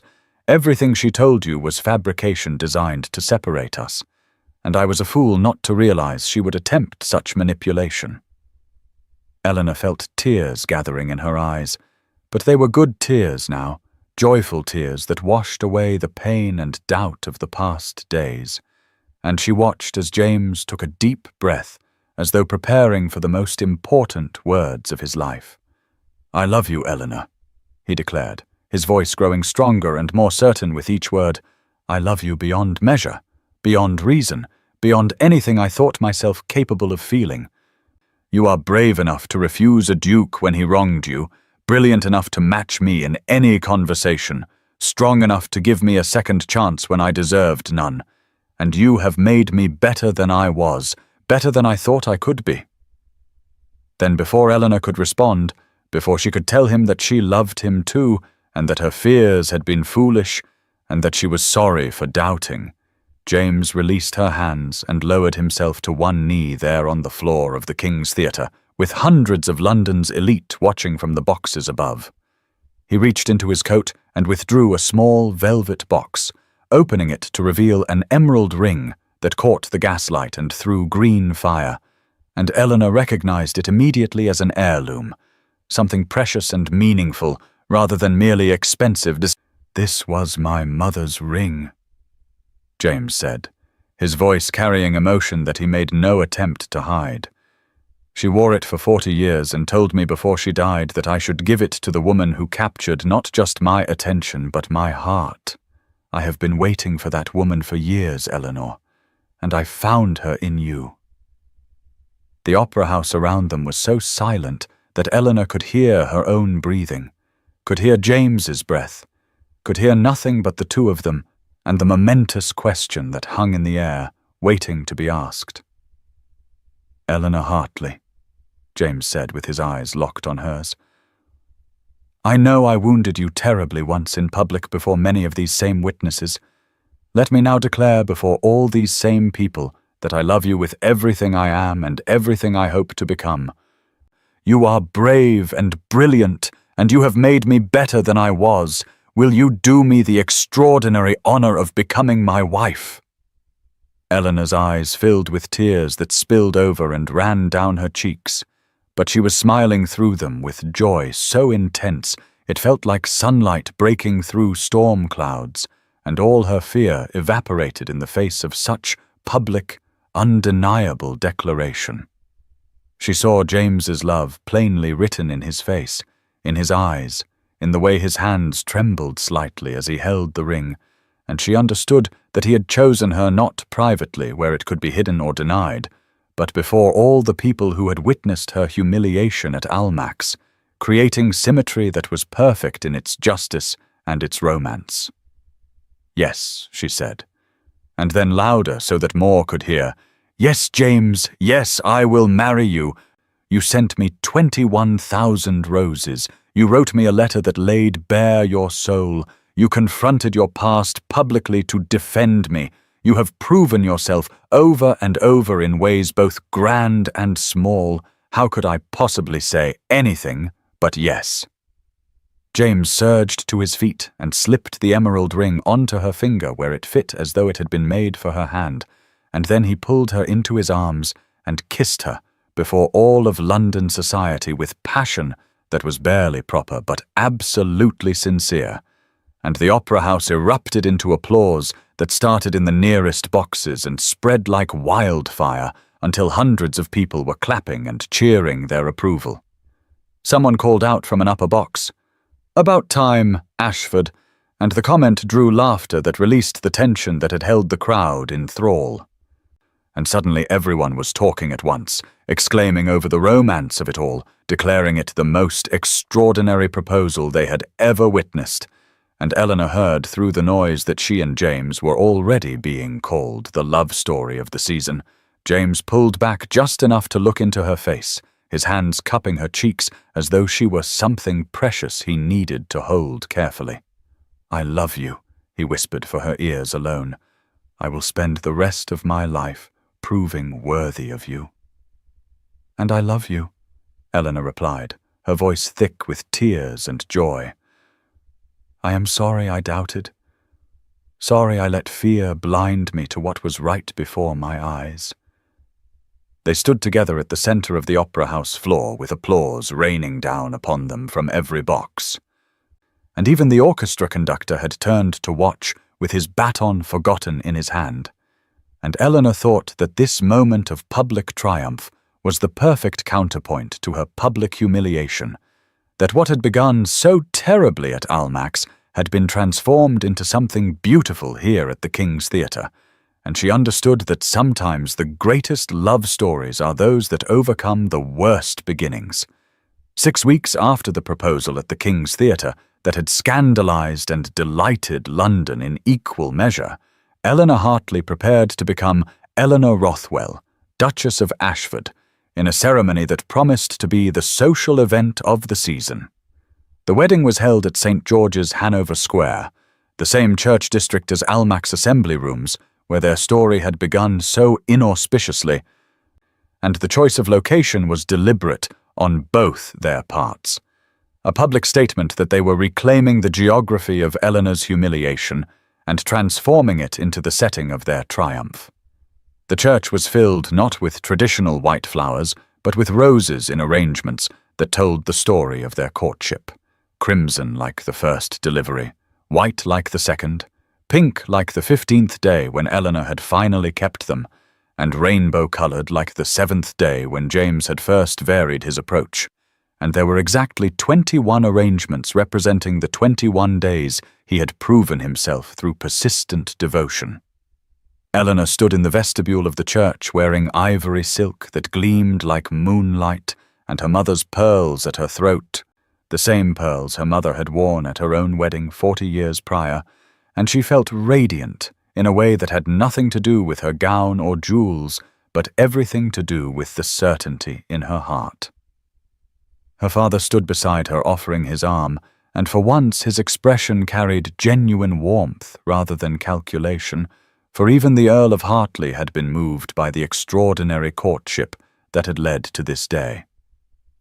"You look beautiful, my dear," he said quietly as the organ began to play, "and I find myself thinking that perhaps things have worked out better than any of us could have planned." Eleanor smiled up at him. "They have, Papa," she agreed. "They truly have." The doors opened, and Eleanor began the walk down the aisle on her father's arm, and every eye in the packed church turned to watch her progress. But she had eyes only for James, who waited at the altar with an expression of such love and wonder that it made her breath catch. He was resplendent in formal attire, but it was not his clothing that held her attention. It was his eyes that never left her face, that drank in the sight of her as though she were water, and he a man dying of thirst. And Eleanor felt her own eyes filling with tears at the sheer joy of this moment. The church was filled with summer light streaming through stained glass windows that painted the congregation in jewel tones, and the 21 rose arrangements perfumed the air with fragrance that brought back memories of the past 6 weeks, of rejection and persistence, of doubt and trust, of fear transformed into love. Eleanor's friends and family beamed from the pews, Beatrice crying openly with happiness. Lady Hartley looking satisfied that her daughter had secured such an advantageous match, though Eleanor knew her mother still did not fully understand that this was about far more than title and fortune. Even Lord Bancroft, whom Eleanor had come to know and appreciate during the courtship, was wiping surreptitiously at his eyes, moved by a romance he had witnessed from its terrible beginning to this joyful culmination. London summer was at its finest, warm and golden with a quality of light that made everything seem touched by magic, and the day itself felt full of promise, of new beginnings, of hope fulfilled. When Eleanor reached the altar, her father placed her hand in James's with a formality that carried genuine blessing, and the moment their fingers touched, Eleanor felt the rightness of it settle into her bones. This was where she was meant to be. This was who she was meant to be with, and everything that had come before, all the pain and humiliation and fear, had been necessary to bring them to this perfect moment. The ceremony proceeded with traditional solemnity, but also with joy that was palpable, and when the time came to exchange vows, both Eleanor and James spoke with voices that trembled slightly, but carried clearly through the church, promising to love and honor and cherish not because convention demanded it, but because their hearts required it. Tears gathered in both their eyes as they made these promises, tears of joy at having found each other, tears of gratitude that they had been given a second chance after such a disastrous beginning, tears of relief that all the struggle and doubt had led to this moment of absolute certainty. The bishop pronounced them husband and wife with satisfaction evident in his voice, for he too had heard the story of their courtship and appreciated being part of such a romantic conclusion, and when he invited James to kiss his bride, the Duke needed no second invitation. He pulled Eleanor close and kissed her with tenderness that made the congregation sigh collectively, and the kiss was met with cheers and applause that echoed through the ancient church, society celebrating a love story that had captured their imagination and restored their faith in happy endings. As they processed back down the aisle as husband and wife, Eleanor felt as though she were floating, her hand tucked securely in James's arm, and she leaned close enough that only he could hear her whispered question. "No regrets?" she asked, giving him one final chance to acknowledge any doubt. James looked down at her with eyes that held nothing but love and certainty. "Only that I did not see you clearly from the beginning," he replied quietly, "that I wasted time in fear when I could have been loving you, but perhaps that too was necessary." Eleanor smiled, wise beyond her years with understanding earned through pain and patience. "Everything happened as it should," she said. "We would not be who we are without the journey. The joy is sweeter because we know what it cost to achieve it." James squeezed her hand gently. "Wise as well as beautiful," he observed with the teasing tone she had come to love during their courtship.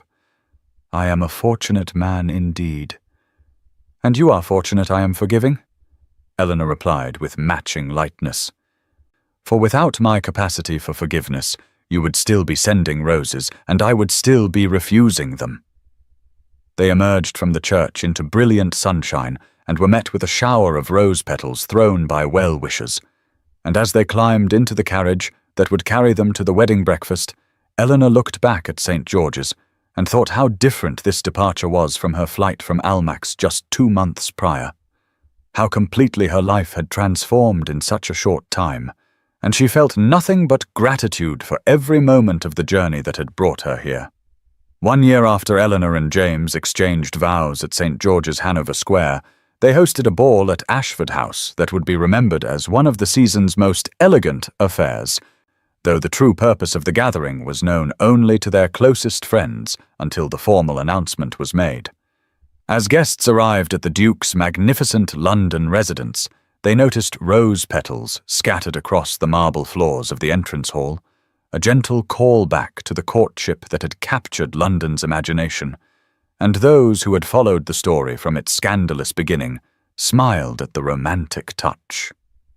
Eleanor stood beside James in the receiving line, greeting their friends, and she was glowing in a way that had nothing to do with her gown of rose-colored silk, and everything to do with the happiness that radiated from within. The contentment of a woman who had found not just love, but partnership, not just marriage, but genuine communion of souls. James could not stop smiling as he stood beside his wife, his hand occasionally finding the small of her back in a touch that was both possessive and tender. And he had discovered over the past year that vulnerability was not weakness, but rather the foundation of true intimacy, that opening his heart to Eleanor had not made him weaker, but immeasurably stronger. The ballroom at Ashford House was magnificent and welcoming in equal measure, decorated with taste that reflected both Eleanor's influence and James's resources. And summer had returned in all its glory, the cycle of seasons complete, bringing them back to the time of year when their story had reached its climax at the King's Theatre. Chandeliers blazed overhead, casting golden light across guests dressed in their finest, and music swelled from the orchestra James had engaged for the evening, and the scent of roses was everywhere, filling the air with fragrance that had become synonymous with their love story. Outside the tall windows, London continued its evening routines, the great city never truly sleeping. But inside Ashford House there was warmth and light and love so palpable that even the most cynical guests felt touched by it. The atmosphere was celebratory and triumphant. Society gathered to honor a couple who had overcome scandal and doubt to build something genuine and lasting. And when James raised his hand for silence and announced that he and Eleanor were expecting their first child in the winter, the ballroom erupted in applause and congratulations that came from genuine affection rather than mere social obligation. Eleanor felt complete joy as she accepted the good wishes of their friends. Joy that came from being married to a man who adored her and whom she adored in return. Joy at the prospect of the child growing within her.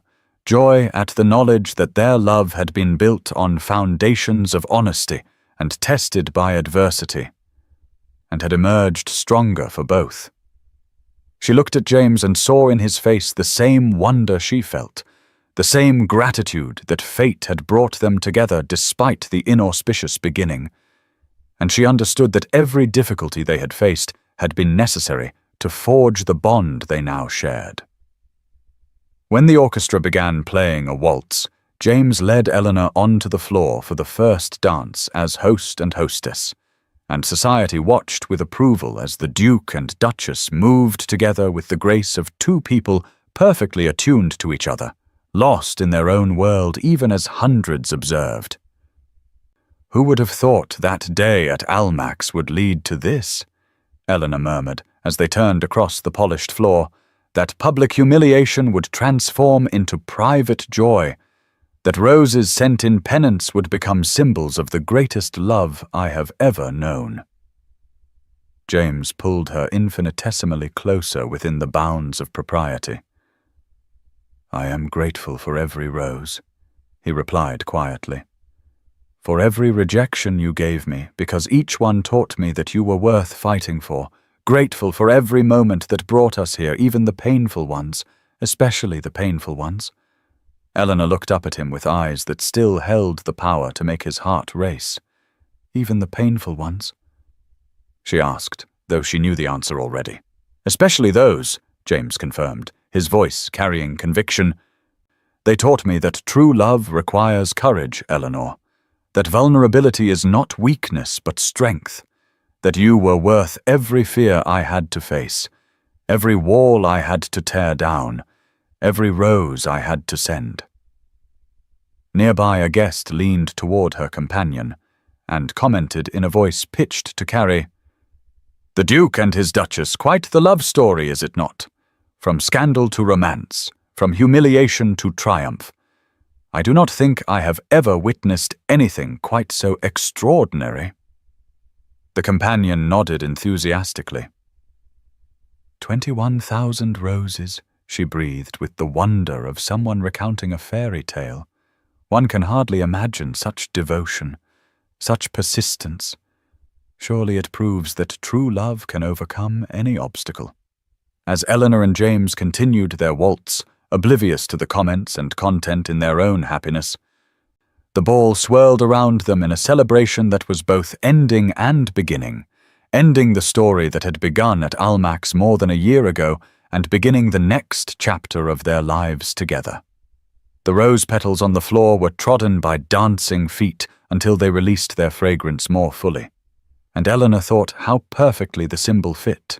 Roses that had begun as penance had become promise. Flowers that marked days of refusal now celebrated days of acceptance, and beauty that had once represented pain now embodied only joy. When the dance ended, James led Eleanor from the floor to where Lord Bancroft stood with his wife, and the four of them formed a small island of intimacy amid the larger gathering. To the Duke and Duchess, Bancroft said, raising his champagne glass, "May their love story inspire us all to persist in the face of rejection, to believe in second chances, and to remember that the greatest romances often have the most unlikely beginnings." They drank to the toast, and Eleanor felt tears prick her eyes, but they were happy tears, grateful tears, tears that acknowledged how far they had come and how much they had overcome. The scandal that had begun at Almack's with a public rejection had indeed become a legendary love story, told and retold in drawing rooms across London and beyond, embellished with each retelling until the facts themselves became almost mythical. But Eleanor knew the truth beneath the myth, that love was not easy or simple, that it required courage and forgiveness and the willingness to be vulnerable, but that when it was real and honest and fought for, it was worth every difficulty, every tear, every rose sent and refused and finally accepted. The ball continued late into the night with dancing and conversation and celebration. And when the last guests finally departed, and Eleanor and James stood alone in their now quiet ballroom, they looked at each other and smiled with the shared understanding of people who have journeyed together through darkness into light. "Thank you," Eleanor said softly, "for not giving up, for sending roses until I believed, for proving yourself worthy of my trust." "Thank you," James replied with equal tenderness, "for refusing until I understood what I was asking for demanding that I prove myself, for loving me despite everything." They walked hand in hand through the ballroom where rose petals still scattered the floor, and Eleanor knew that years from now, when their children asked how their parents met and fell in love, she would tell them the truth, that it began with rejection and humiliation at Almack's, continued with 21,000 roses, and culminated in a love that was worth every moment of pain it took to achieve. And she would tell them that sometimes the best stories are the ones that begin badly, because they teach us that real love is not found in perfect beginnings, but in the willingness to fight for imperfect middles until they transform into joyful endings. Dear listener, as the final notes of our story fade into the quiet of the night, perhaps you find yourself reflecting on Eleanor and James's extraordinary journey from public humiliation to private joy, from 21,000 roses refused to a lifetime of love accepted. Their story reminds us that our greatest wounds can become the foundation of our greatest strengths, that persistence in the face of rejection is not foolishness but courage, and that forgiveness is not weakness but the bravest choice we can make. How many of us have faced our own version of Almack's, those moments when we felt publicly diminished or privately betrayed, when hope seemed dangerous and walls seemed safer than vulnerability? Eleanor teaches us that strength is not found in refusing to feel pain, but in choosing not to let pain define us forever, that we can hold people accountable while still leaving space for growth and redemption. And James shows us that true change requires more than grand gestures. It demands sustained effort, honest self-examination, and the courage to lay bare our deepest fears. 21,000 roses could not buy Eleanor's forgiveness, but 21 days of consistent demonstration that he understood his error and was committed to becoming better, that earned her trust. As you prepare for sleep tonight, perhaps you carry your own hurts, your own walls built for protection that have become prisons, your own fears that vulnerability will lead only to more pain. Remember that Eleanor too carried these burdens, and yet she found the courage to hope again, to trust again, to love again. Your own story of healing and hope is still being written, and the chapters of pain need not be the final ones. Rest well knowing that persistence in love, whether love for another or love for yourself, is never wasted. May your dreams be gentle and your awakening filled with the courage to send your own roses or to finally accept the ones being offered. You are worthy of a love that persists, that proves itself, that transforms rejection into acceptance. Sleep now, dear listener, and wake tomorrow ready to write the next chapter of your own extraordinary love story. Thank you for journeying with us through the Duke and Eleanor's story. If this tale of roses and redemption touched your heart, please subscribe to our channel, like this video, leave a comment sharing your thoughts, and share this story with someone who needs to hear that it's never too late for second chances.